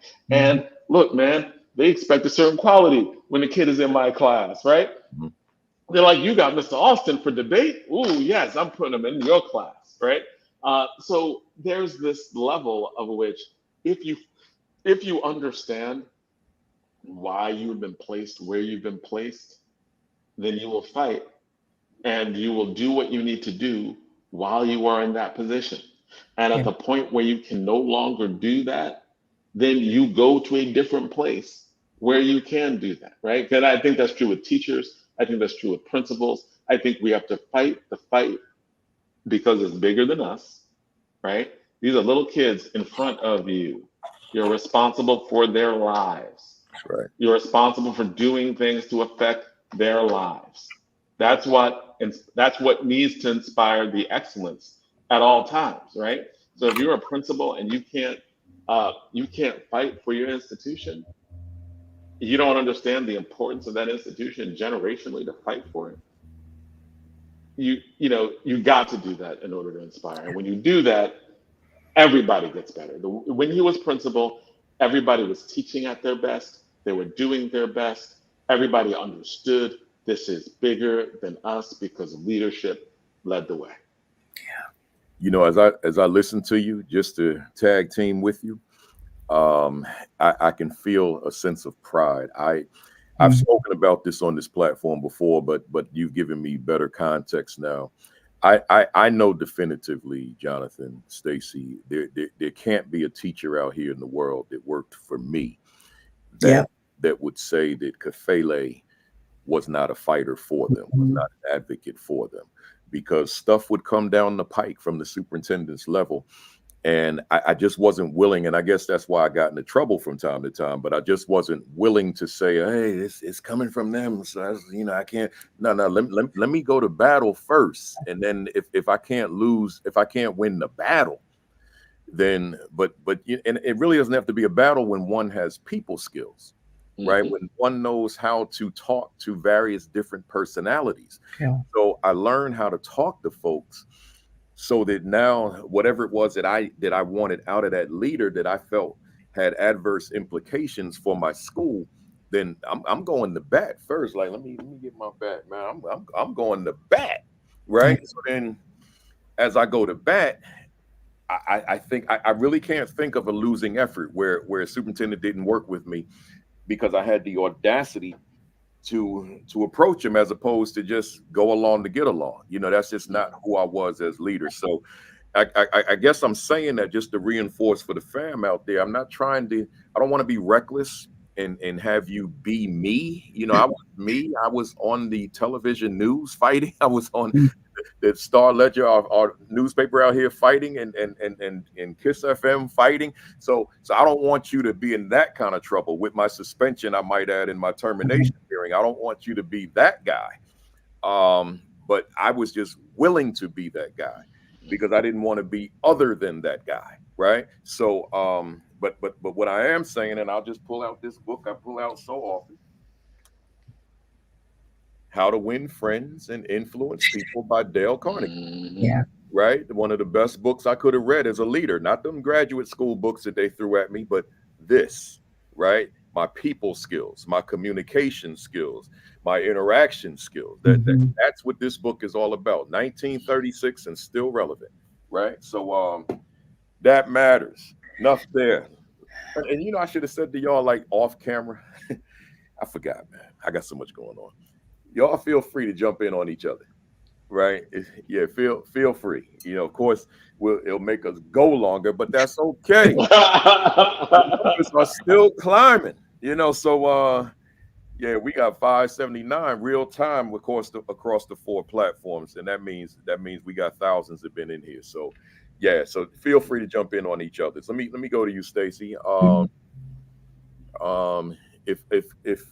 If you only visit classrooms, this is like a stickler for me. If you only visit classrooms for evaluations, you will never gain the trust of teachers or students. You know me, so you know that's mine right there. Right. So go ahead, Stacey. What are you telling us?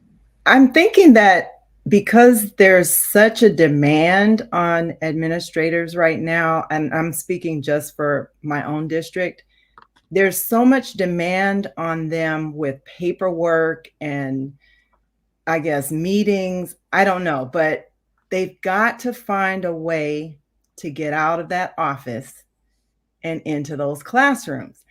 I mean, as an experienced veteran teacher, I'm not saying I want you in my room every day, but I'd love to see you in my room as a visitor, as a participant, as an adult who wants to learn what the students are learning.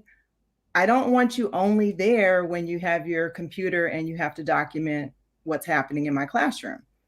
I think that the newer teachers today need more support before evaluations. They need the coaching, they need the suggestions, they need the support that feels like, hey, my administrator is here on my side, before they start documenting for an evaluation. The students, to me, when they see the principal in the room all the time, they no longer notice the principal in the room. right? So if a principal is only popping in maybe 2-3 times a year, that's going to look like, why is the principal here when the principal comes in the room? Yeah. And the teacher is going to feel uncomfortable. But if the principal is making regular visits, checking in, sitting with students, get on the rug, whatever you have to do, the students start to see the principal as somebody who comes to our classroom to have a good time and to participate. I had a principal once who would come to my room to hide out. She would say, I'm coming your way, because my classroom's way out, like away from all of everybody else's. And she'd say, I'm coming over. And she'd come in, she'd turn off her walkie-talkie, and she'd just sit. And she'd enjoy the classroom. Yeah. And she'd have, time to talk with me. Yeah. Even after school, you don't have to wait until school hours and sit in classrooms. You can go in after school and just check in. How's everything going? But that's part of that relationship building. I love it. And I had those classes. I didn't use the language hideout. It was the classrooms where I can just get away from things. Yeah. Right. The dance class. Mhm. I love being in there. The choir. I love being in there. But there were the academic courses that I love being in as well. But just, so me, and I guess this is me talking to the fam out there, me in a very, very, very non-evaluative Right. mode at that time. I'm just in there. I'm human like everybody else in the building, and I need a few minutes of downtime, but I don't want downtime in my office with my door closed. Let me have it in a classroom where I'm just going to enjoy being in the space. Mm-hmm. But to add to what you said, then I'm gonna throw a question at you. I wanted it always. I led 4 different schools, and I wanted it to be normal that I'm in the classroom. So the teacher's not anxious when I walk in. The students don't think something happened because I walk in. No, this is what he does. And we know he'll jump into the lesson as well. If something is, because if I'm in a history class, for example, or a language arts class, it's the whole school knows I will jump in. Yeah. Right. And I think that was healthy because the teacher knew I would jump in. So the teacher would look at me, anything you want to say? So, and we had that kind of rapport. So it was just a win-win, I think. So to stay with you then, Stacey, there's a newbie on here right now. I know it. Of this volume of people, there's someone in there who's very new, or someone on here who's trying to figure it out, right? So I want to ask you, what do you say to that person who's trying to figure it out, has not developed bad habits yet, and therefore one of those things that of concern for you is that you do visit classrooms? Talk to that person, like go right to the camera, you and that person. Okay, so Mr. or Ms. Newbie, you need to get your calendar out, schedule a time and day this week coming, maybe Monday or Tuesday, that you will walk into every single classroom on the campus, even if it's just for 2 minutes. Walk in, say good morning or good afternoon, give a couple of students a pat on the back, a couple of high fives, leave a sticky note on the teacher's desk that says, you are awesome, and without you, we can't make it, and then leave. That's it. It's really simple, because all the other work it's going to be there. But you can never lose the thought of the priority of the building, which is you're the leader, right? And you can't lead it from a main office, right? It's you're leading when you're in it, right? Exhibiting your leadership. Yep. And I always make that distinction between the leader and leadership. So even if you're not in the classroom, because of your presence in the building, your leadership is still manifesting throughout that school, man. That's great stuff. I'm gonna keep it moving. Let's go. Where we at? Jonathan said, always be prepared to defend your pedagogy. Was told early that, and I know you jumped into this one, so now we got it formally up here. Was told early that I was not proficient in the English language. Paper fights. Anything you want to add to that? Well, the only thing to add is that as a teacher, you do have to be willing to defend your pedagogy because they're different. Different administrators will have different understandings, educational backgrounds, and you have to teach them the value of what you do, right? Like, and as a teacher, you always need to be prepared to do that. But I think as an admin, I think what's healthy is to, be a little humble Mm. sometimes, right? Because I've had to instruct, even as not even early in my career, right? Like with many different DCs or people from the outside who are well-meaning, right? We had to get to know each other, right? Because when a lot of times administrators almost told, I think this was like a thing, you need to go after teachers when you get in just to show that that you're tough, right? So if you take a veteran teacher, you need to go after veteran teachers because that means that the other teachers will fall in line. And because there were some admins, lower DCs, that almost had that as a line, because I didn't understand why they would look at a lesson and they would like mark it as a negative lesson, but it wasn't substantiated, right? Like it was wrong. I mean, they were wrong on the pedagogy, right? And I know my pedagogy. I understand it, and I was able to talk to them about it. And in each case, and this is to their credit, in each case they reversed their evaluation, right? So the paper fights aren't always bad, right? The one I talked about earlier was a paper fight where like we had to fight, right? There were a series of things that were passed, all professional on my part, right? All things that I wanted other people to see that were written for other admins to evaluate, right? Admins both in our school and admins downtown. So there was very pedagogically based, right? Mhm. But I think that the thing that was positive about these administrators is when they wrote the negative evaluation, and I didn't have to even write. I just had a conversation with them, and I'm like, this is what we're supposed to be doing, right? Yeah. This is the formal evaluation tool, right? Right. This is what you're commenting on. And they're like, yeah, but I did this, right? So there was one student, I was trying to get them to understand how to answer a question, to look at the question, to determine what type of essay they needed to write. And the kid asked them during the evaluation, well, I don't understand what essay to write. And I was like, well, look at the question, right? Because again, I wanted to guide them back to the question. And then I was like, what is the question answer? Read the question out loud. What is it asking you? And then she was like, oh, right? And then she proceeded to answer it. The evaluator was like, she didn't know what she was talking about, so instructions weren't clear. Mm. And that's why she had to ask the questions in that moment. And I'm like, no, the instructions were there, they were written out. The student had legit questions. So I repeated it. I guided the student back. And what you saw as a sign of bad teaching was an aha moment. Mhm. Ah means that the student was thinking. Ah Yeah. means pat on the back, teacher, you did your thing, right? You literally took a student who was confused and you allowed them, based on your questioning, to make that connection, which is excellent teaching, right? Like that's give me a raise, right? Like that was some good stuff you Yeah. saw Yeah. that you didn't recognize. Yeah. And so then they were like, you're right, right? Because I'm looking at the tools they gave me. We had that conversation.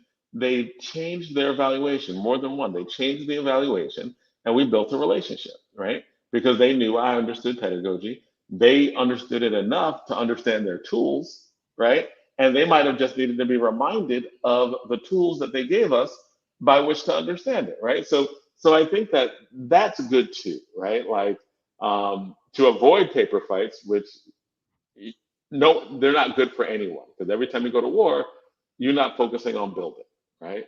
You got to be focused on building. So I appreciated those administrators who were able to have a pedagogical conversation based on the tools that they gave us, right? Based on those evaluative tools and to reverse because they had written this out. They had been like, but they reversed their negative evaluations and changed it up when they realized that they were wrong, right? So I think that that's good administration too. Good stuff. Good stuff. And again, you all feel free to jump in on each other's anytime. I'm gonna keep it moving. If no one has anything, if Stacey doesn't want to jump in there, let me go to Stacey. And we almost done, y'all. We getting there. We're getting there. You said provide differentiated PDs to model what is expected of your teachers. That's an interesting one. Let me hear what you got to say on that. My first, I think it was my first school. We had this activity in the summer when we'd come back, back to school trainings, and there would be lists up on on chart paper, like what do you want to learn in reading, or what are you trying to get better at in math? There were all these chart papers up, and teachers would sign, and then we would have all these different trainings based on wherever you put your name on these papers. So that was 30, 35, 36 years ago. Something has shifted quite naturally. And now there are a lot of district mandated professional developments. They're pushing out the slides to the principals. They're pushing out the content. And so, of course, then they have to deliver this content that's mandated. My challenge would be to figure out how can they give the mandated PDs either in a differentiated way, or give the mandated PDs on one week, and then the next week you have differentiated PDs. So one option might be choice boards. I've seen online where there's lots of schools that have digital choice boards, and they have like 9 different options. So I want to learn how to use Pear Deck. I want to learn how to use Google Classroom. I want to learn how to do CGI in math. I want culturally responsive education. You click your choices, and then on that next Tuesday, we're providing 3 different presenters that will give you those different topics. Yeah. So at least you're hearing from your staff about what they want and what they need, and then they're getting a chance to experience it, because they walk into our classrooms, and in the ideal classroom, you're providing differentiated instruction, right? You're supposed to be meeting the needs of all learners. But isn't the reverse true? Shouldn't administrators be meeting the needs of all teachers? That's a powerful point, because, and I'm gonna contradict everything that I live for when I say this, but here comes Principal Kafele or some other presenter to speak to a staff, and that staff has to be subjected to being in a room with me for 6 Mhm. hours. Mhm. And again, contradicting everything I live for, but being in a room with me for 6 hours when, according to what you just stated, there are different needs, Mhm. and the needs may not be as great for some to hear me as they may be for others, right? So Mhm. if teachers had that opportunity for that differentiated PD, then Kafele might be in one room with set with a certain percentage of teachers, and that other presenter would be in another room, and another presenter in another room, etc. Right. And now we're meeting the need that much more. But you know what the excuse will be. Now we have to pay triple the money, right, or whatever it is, as opposed to Mhm. the one person. So it's a tough situation. Yeah. But if professional learning is valued the way it should be, then they're going to make do. Now, there's a lot of places that I go, particularly when it's on the district level as opposed to the school level, where they will. Like I'll be in Rochester, New York on Monday, and Mhm. after doing the keynote, then I'll be in different rooms. Mhm. I mean, the presenters will be in different rooms, so I'll be in one room with those who choose to hear my topic, and others will be in another room. But the thing is, it's not a conference; it's a district. So Right. that speaks to what you said. At the district level, it doesn't at the school level, but at least now everyone's not forced to come Right. and hear me, right? And that's always a good thing. And you can provide differentiation at the school level with your own staff. So like you find out who's good at what, and those teachers are the leaders for the differentiated PDs. I could go to my coworker who's excellent in science, and then she can come to me, and we can do some culturally responsive education. Whatever. You have your people right there, That's right. and That's it's right. free. Yeah. And now with this platform called Zoom and other virtual platforms, Right. there's so much more we can do to differentiate versus before Mhm. the pandemic. So good stuff. Good stuff. Let me keep moving. We got Jonathan said, creating safe academic spaces for Black males in elite programs. I've been waiting for this one, Jonathan. The second reading group in my dad's intervention, and I got to hear you talk about this last night on All Politics Are Local. And but now let's go deeper with it. Tell us what's happening. Every Black male I know has a story like this, right? Because we know about that when we're talking about academic elite spaces, there are not a lot of Black males, right? Even in a district that's all Black males will not be at the top in large numbers in those elite spaces, right? So we know it's already a problem. And we have to understand that and admit it to formulate solutions to it. I think the first thing is to understand it, admit it, and understand that this is something that we have to do better, right? When I was I think fourth grade, uh, and I'm just at home, and my dad is like looks at me and was like, "What's wrong?" And I'm like, "Nothing," and I'm still quiet, and he's like, "You're too quiet, right? You talk a lot, right? Like you're too quiet." He's thinking in his head, and he's like, "What's wrong?" And I was like, "Well, I just got put in the second reading group." And he's like, "Are you having difficulty reading?" And I'm like, "I don't think so, but I guess I must have problems reading since I got put in the second reading group, right?"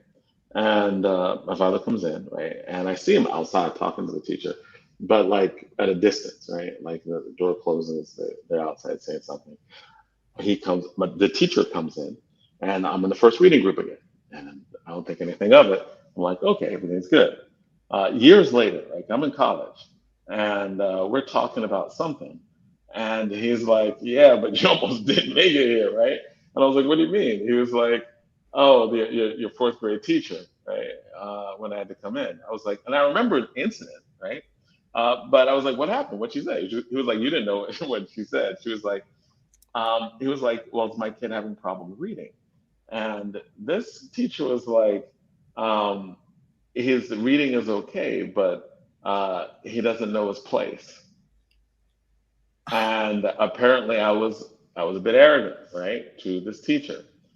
This teacher had said some things that I thought she was wrong about, and factually wrong. Like I think Roots had come out, and she had said something along the lines of, "Well, everyone had their time at being a slave. Egypt said Africa, and they were and Egypt were blacks, and the Jews were white, and the Egyptians, enslaved, white Jewish people." And I raised my hand. And I was like, those Jews were black, right? Because they were in Africa, right? Like they didn't go to Europe and get slaves and bring them back, right? Like those Jews in Africa, they were black too, right? And so, that I mean, I don't think she appreciated it. And not long after, and again, I put all this stuff together years later, right? Like it was, 10 years after, and more than that, right? Like years later, I'm in college, I'm putting this stuff together based on me not knowing the conversations that were there. I think that just like we talked about cultural responsive education, we have to understand that in educational spaces, there are assumptions that are made about Black males, right? We accept this when we deal with like police brutality and why Black males are Mhm. shot at disproportionate rates, why we're targeted as animals, we're not smart. Or like we know these stereotypes exist in the psyche. We don't think that they translate into educational spaces. And we again think that, well, maybe the reason why at elite institutions or programs there are not a lot of Black males is because, well, they're just not good at that, right? As opposed to just like, no, that there are institutional things that have taken place. Yeah. We need to take that into account, and we need to do something affirmatively to deal with that, right? And I think that the prevalence of these stories, and almost every single one of my friends who accomplished Black male friends has a story about where their education was going to be derailed Mhm. by a teacher who is in place because many teachers they don't expect us to be smart, right? They don't expect us, or they hold us to different standards of compliance and obedience. They take our intellect as aggression. They take they take our intellectual curiosity, or even that getting up and running around, or certain things that are just like that can happen with Black males, and they judge it with Yeah. the worst lens, which precludes us often from getting into these educational spaces to begin with, right? So I think we have to recognize that. We have to understand that it's real in education, and not be scared to do things that specifically affirmatively address that, right? Um, I think that becomes important. Jonathan, I'm thinking about that racially diverse school. It's got a mix of Black students, white students, Latino students, Asian students, and a lot of those young people tend to gravitate to other young people who look like themselves, right? Mhm. So and they're all living in different neighborhoods and that type of thing, right? You got the proverbial train tracks that separate them. So here you got this young Black male who has the ability to function at a high level in an elite program, but there's this thing called peer pressure on the one hand, and there's this other thing called I just don't want to be in that environment because that's not where my peers are happening. So you got these two things happening: the peer pressure, like I can't go into that world, but on the other hand, I don't want to be in that world because that's not my world. What do you say? Because I'm always thinking about this this platform. What do you say to the leaders who are on here right now? And I promise you, there are leaders on here right now who have this as their reality, right? What do you say to that leader about identifying that youngster and having the skill level to convince that youngster, that young man, that he should be in this program? Whether elite program, which is inclusive of any type of honors program, whatever it is, right? What do you say to that leader? Well, I think the first thing that you have to do is make sure that on your own staff that you are valuing the intellectual leadership of Black people, right? Black males specifically. Do you have Black male administrators? Do you have Black male teachers? Right? I think that the message becomes hollow if performatively all the people that you respect Mhm. are white or just not Black males, right? Like if Black males are not in your intellectual leadership, and I don't just mean the person who just does discipline, right?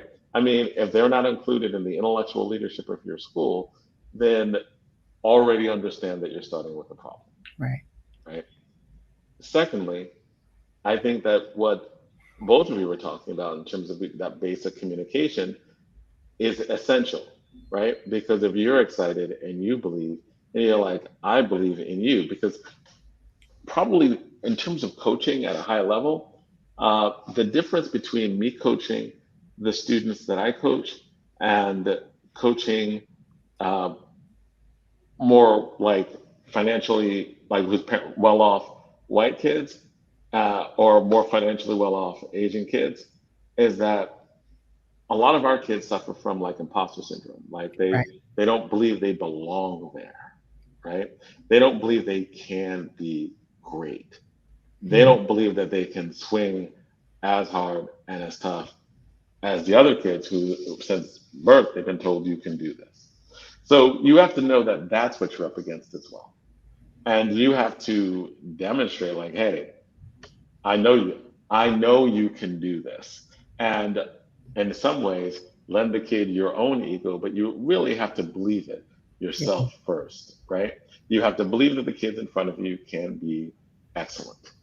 You have to believe the kid you're talking to can be excellent. You have to be able to see that the kid in front of you can be excellent, right? All those things are prerequisites. Mhm. And I think probably the most important thing you have to look at that there's multicultural anti-blackness, right? Yeah.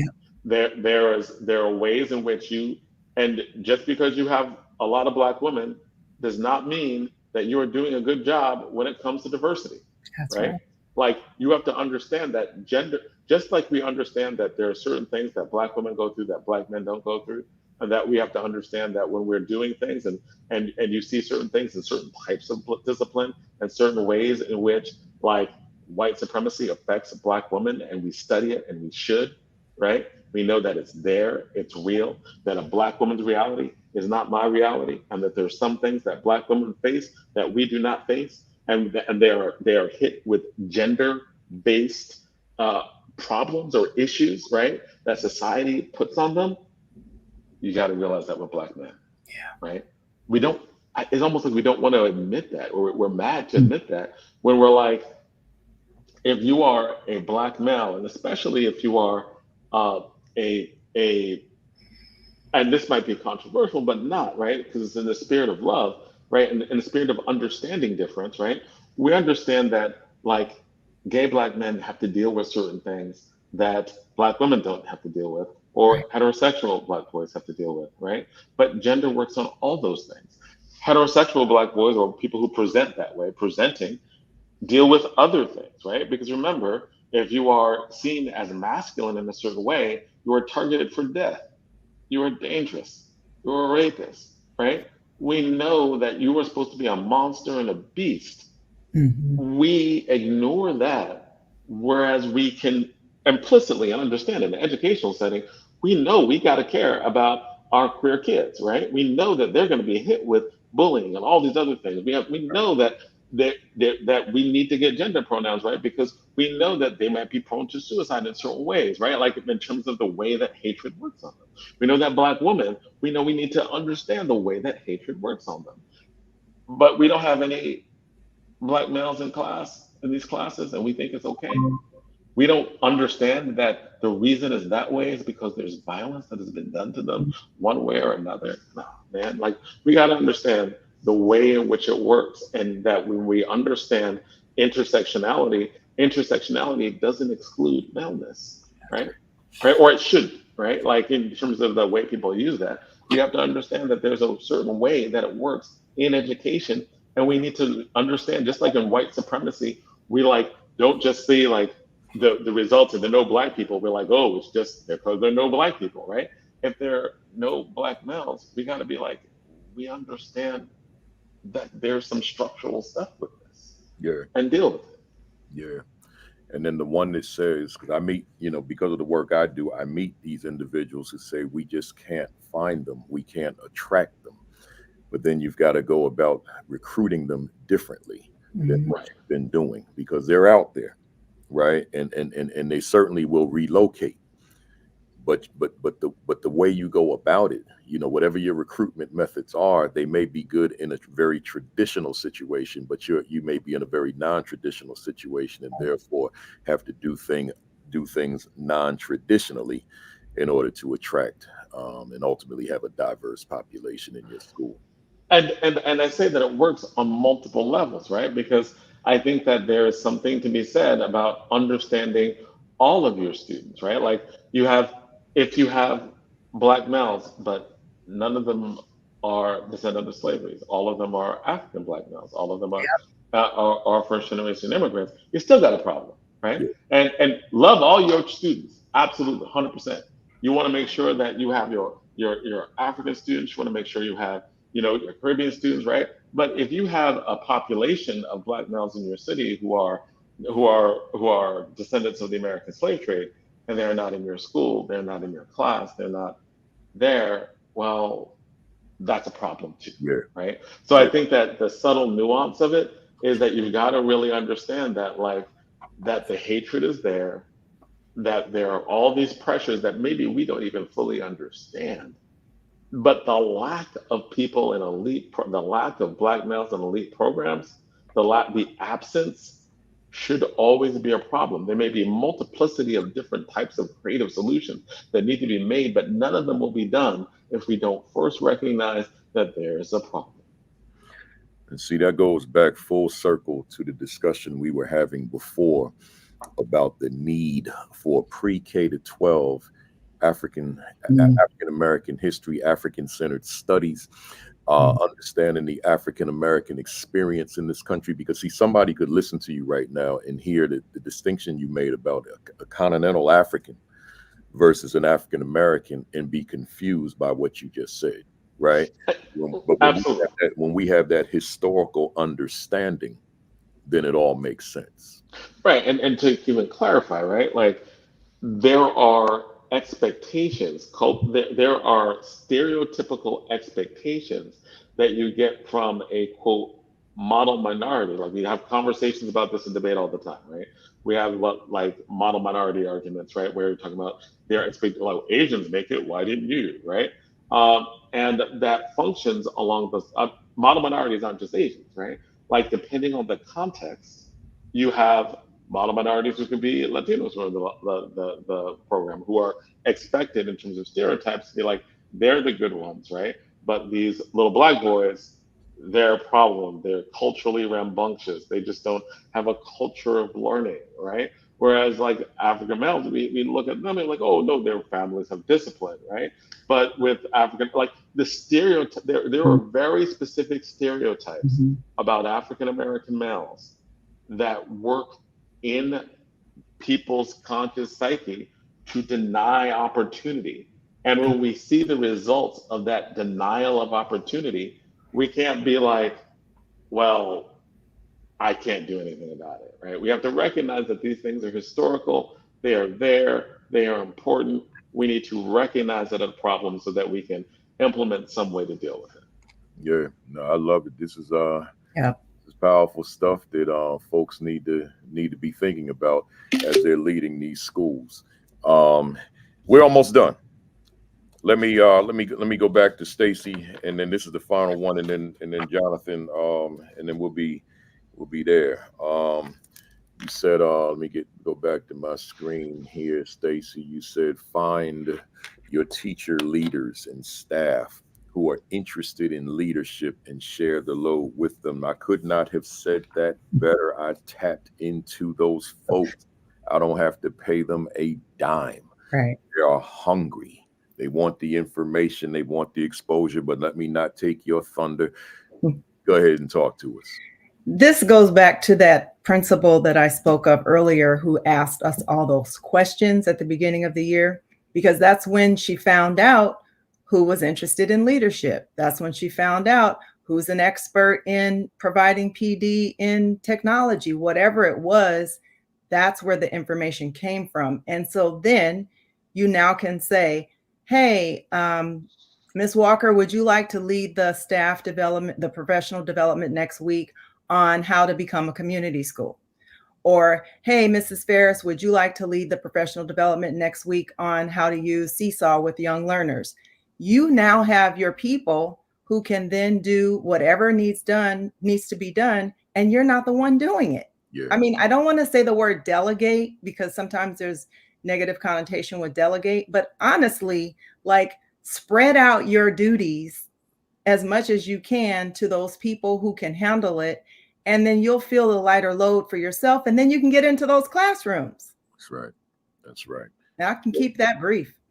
Yeah. And I say to principals all the time, those folks are in your building. That's but right. They're not always going to tell you that they're in grad school studying administration. You got to build rapport with your staff so that you know your staff, and then they'll tell you. And then now you tap into them. There's so much that you do that you don't have to do.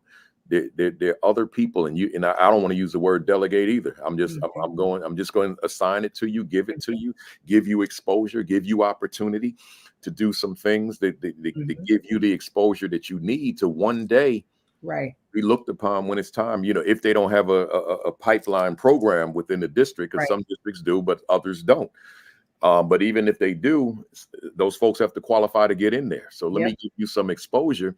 And now that may be the qualification that you need in order to make that transition into the program. So I'm going to tap into them. So if I need someone to cover a cafeteria, I don't want to use an assistant principal. I may use this person, particularly once we get the culture of that cafeteria to a point where I don't need that level of supervision anymore. I just need a body in there, because the culture takes care of the behavior, right? Not somebody with authority standing over, right? The top cop, as one might say. Right. So I got one more, but Jonathan, you already really spoke to this, but I still wanted to put it on the screen. You said, teach like you expect your students to win. They never fund programs with the expectations that they are training our children to beat their children. That part we didn't discuss, but that first part you did. If you want to elaborate on it, floor is yours. Oh, absolutely. And that's when you like debate coach, we often need funding when people are talking about they when white people are often dealing in like philanthropy, et cetera, when people are talking about programs or funding programs in urban areas, there's often an expectation that, oh, we're happy the kids are reading, right? And so there are a lot of programs that are like, oh, they're happy the kids are reading. Oh, look at them speak, right? But they're never really, and a lot of these programs that, whether it be like levels of after school programs or programs that are really on the outside, right? Like the outside programs, and a lot of the nonprofits that profit inside of cities like Newark, they're not really expecting, people who run those programs don't expect the kids in those programs to outcompete their own kids. That's not how the programs are built, right? I think that is a wrong attitude. I had a situation with the National Association of Urban Debate Coaches a few years back, where one of my debaters, who was one of the best debaters like in the country, she was one of the debaters who was representing the United States around the world, right? She was one of the best in the country in three different types of debate. She did types of debate in the United States, where she was one of the best in the country, and did another type of debate internationally, where she was one of the best in the world. And we nominated her for Debater of the Year. And this is an organization that was run by white people, right? Like, but it was the National Association of Urban Debate Leagues, the Urban Debate Tournament. And our kids were like, hey, debate, black and brown kids, urban means excellent. And they wanted to go to that tournament and be like, yeah, we are part of this and excellent, right? We were getting pushback on multiple things, but the most egregious thing was that my student wouldn't qualify for Debater of the Year because she hadn't had enough struggle. and it was like, you need to, as a black person, when you're excellent, right? It's not enough to be excellent. You got to show you overcome stuff. And we don't know what she overcame. I was like, beating all those people? That's not overcoming something? That's for Debater of the Year? Whipping debaters all over the country? Isn't that representing the USA across the world? Isn't that? Like, no, right? So, I'm saying that when you are dealing with any program that is in your school, programs that you're sending your kids to, programs that you are associating with your school, that you are recommending, I think that you have to have a mindset that you're training these kids not as some poor underprivileged kids that you're happy if they read, right? You are training them to be among the best in the United States or the best in the world. And it's not about and it's about believing it and doing the real concrete things to support it. My administrators support debate because they support us with resources. It's not just about magic teacher being able to have their magic and kids do well, right? There's infrastructure that administrators put in place at every level so that we can be excellent. And I think that understanding that is everything. You have to make sure that you are funding programs, funding teachers, putting the resources into things, because you are expecting these kids to compete with the best in the country, and it needs to be reflected in your budget values. It needs to be reflected in the material, time, and resources that you are putting into them. Do not simply expect that your teachers are just do miracles, right? I don't do miracles. I'm fully supported by the Newark Public School System, right? They support debate. They support it with real dollars. They support it with time. They support it with administrative staff that my student will never see, right? processing paperwork and doing all of those things because they are preparing us for excellence, right? You got to make sure that you are doing the funding, the time, the resources into things that are excellent. Don't try to do things on the cheap. You're training them to beat everybody. Powerful stuff. Powerful stuff. And that takes us right to the almost end, but we got the infamous BAM impact questions first, and then we'll come to the end. Hang in there with us, fam. We got 20 questions, 10 each, where I'm gonna ask you a question. I ask all my guests the same question. I never change because the answers they're so different. So I just like seeing how folks answer these same questions. So they're rapid fire. Give me a one-word answer, maximum one sentence answer. But if you find yourself getting ready to insert a comma, then I'm gonna just go and that means you've gone too long, right? So it's rapid fire. We call them BAM. Stacey, we'll start with you. Is education on the right path for underserved children in America? It's on the right path, but it's got to keep going. Are you optimistic about the educational prospects for the masses of Black, brown, and other underserved students in America? I am optimistic, but we have to keep pushing. Can true equity occur in America's schools for Black, brown, and other underserved students? It can if we dismantle the systems in place. Does Stacey L. Joy's work contribute to the progress we desperately need? If it doesn't, she needs to retire. If you could do a reset on your life, would your line of work be different or the same? Exactly the same. Why do you continue to do this work? Because my students grow up and become amazing adults. What particularly fires you up within the work that you do? Being creative and seeing my students' eyes light up. What do you absolutely love about the work you do? Seeing their results when they become successful. What do you dislike about the work that you do? I dislike the unrealistic expectations put on teachers and students. What has been your greatest victory in this work? My greatest victory has been that I feel proud every day when I leave the school grounds. Jonathan, picking up from where Joy left off, what has been your greatest mistake in this work? Ooh.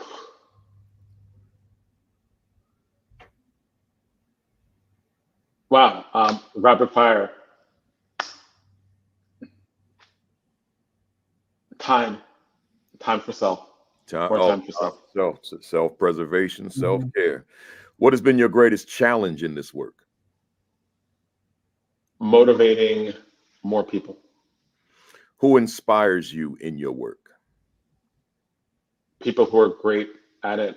Aaron Timmons, amazing coach. There are many others, but great coaches inspire me. He's Black coach, amazing. What are you reading right now? It could be a book, but it doesn't have to be. Article, blog, tweet, anything. Rereading The Man Not by Dr. Tommy Curry. I recommend, if you care about Black males, read Dr. Tommy Curry. Dr. Tommy J. Curry. Got to read it. All right. What book do you recommend for our viewers this afternoon? I would say the same thing. Dr. Tommy J. Curry, The Man Not, specifically with what we're talking about. What do you want to accomplish that you haven't accomplished yet? National championship at one of the 3 national championships. It's coming. It's coming. Are you satisfied with where you are professionally now? No. What could you say to a viewer out there who continues to face closed doors? Knock them down.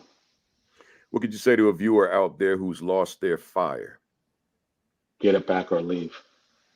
If Jonathan Alston was a word in a dictionary, what would be your definition? Fire. If Stacey L. Joy was a word in a dictionary, what would be your definition? Poet, prayer warrior, and teacher love. Love it, love it, love it, man. I appreciate y'all. But before I give you those accolades, hey, fam, you know how we applaud and salute our guests. If there's anything that was said today that that resonated with you, that you enjoyed, that could benefit your practice, something you could infuse into your work, then give us those emojis, as I see you already started. So keep those emojis coming for me. That's our applause. For those of you who are new to the platform, since we can't talk to each other here, just give me those emojis as I get my emoji out, my big Josh Gibson Louisville Slugger. And by the way, some of y'all might have thought I was wearing some New York Yankees or something. Let me stand up a little bit. It's the New York Black Yankees t-shirt. I found this company that makes these t-shirts. I don't want someone to think, hell, he don't wear the Negro League jerseys no more. Of course I do. I just added some summer gear, man. New York Black Yankees. Last week I had that one that said Newark across the top. Y'all didn't know what that was, and I forgot to tell you. It was the Newark Eagles, right? So I got my Josh Gibson Slugger. Y'all hit it out the park, man. Those grand slams every time you came to bat, man. Every time you stepped up to the plate, first pitch, bam, out the park. I appreciate y'all, man. This was phenomenal. I think the guests, the fam feels the same way, as we got all these emojis on here. There's a lot of them. Keep them coming, y'all. Keep them emojis coming. Keep them coming. Keep them coming. Hey, Stacey, how do folks reach out to you just to follow you on social media, glean some of that wisdom you got?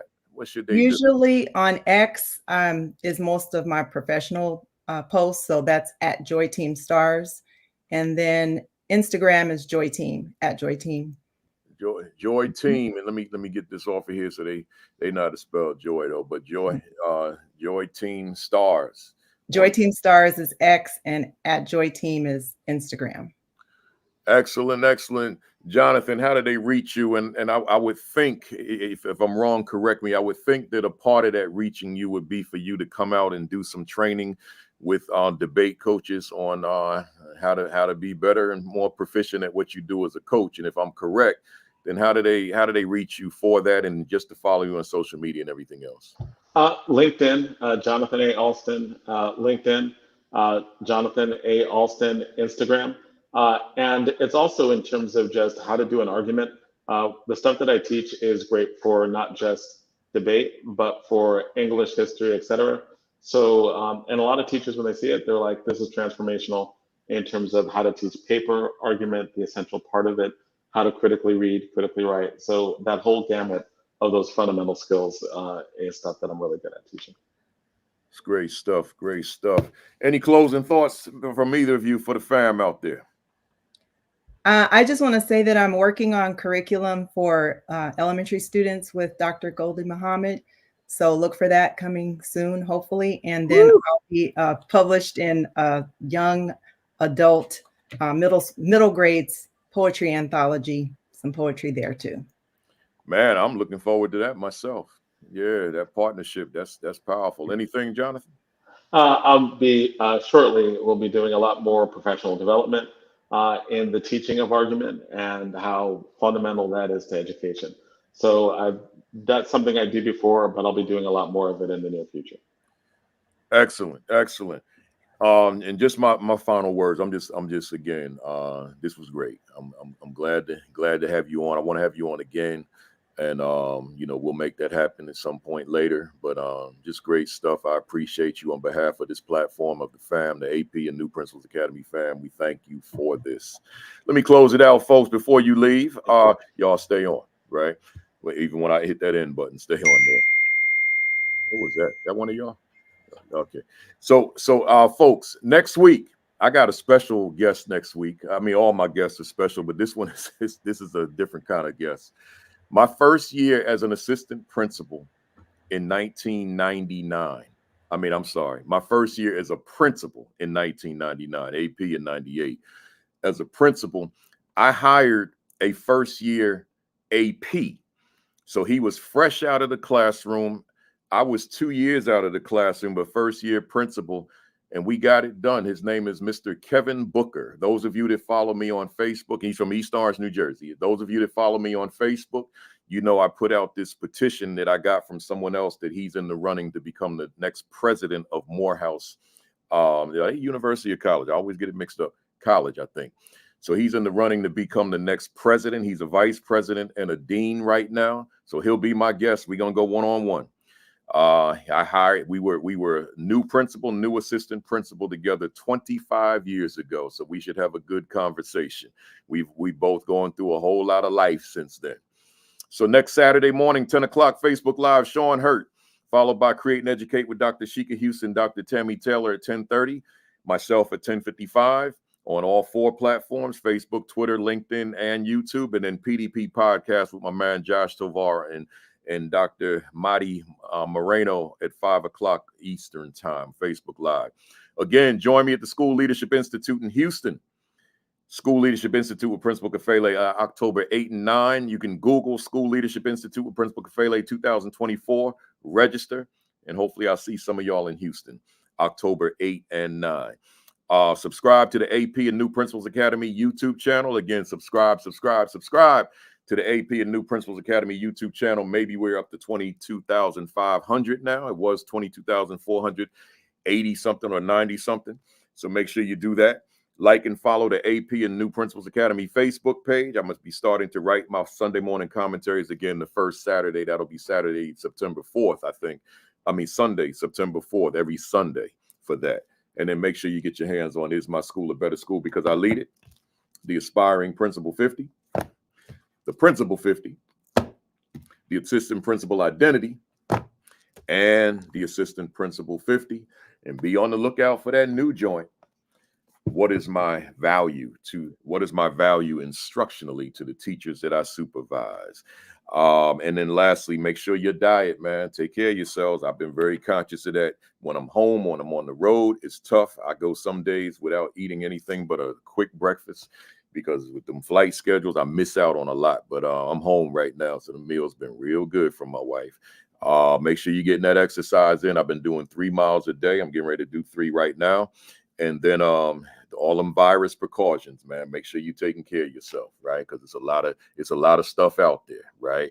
So make sure you're taking care of you. And other than that, appreciate y'all being here. See you next Saturday, 10:55. Have a great week. Have an extraordinary week. Have your best week yet. Peace. Peace. Thumbs up. Cock that fist back. Count to 3. 1, 2, 3. Bam! I'll see y'all next Saturday.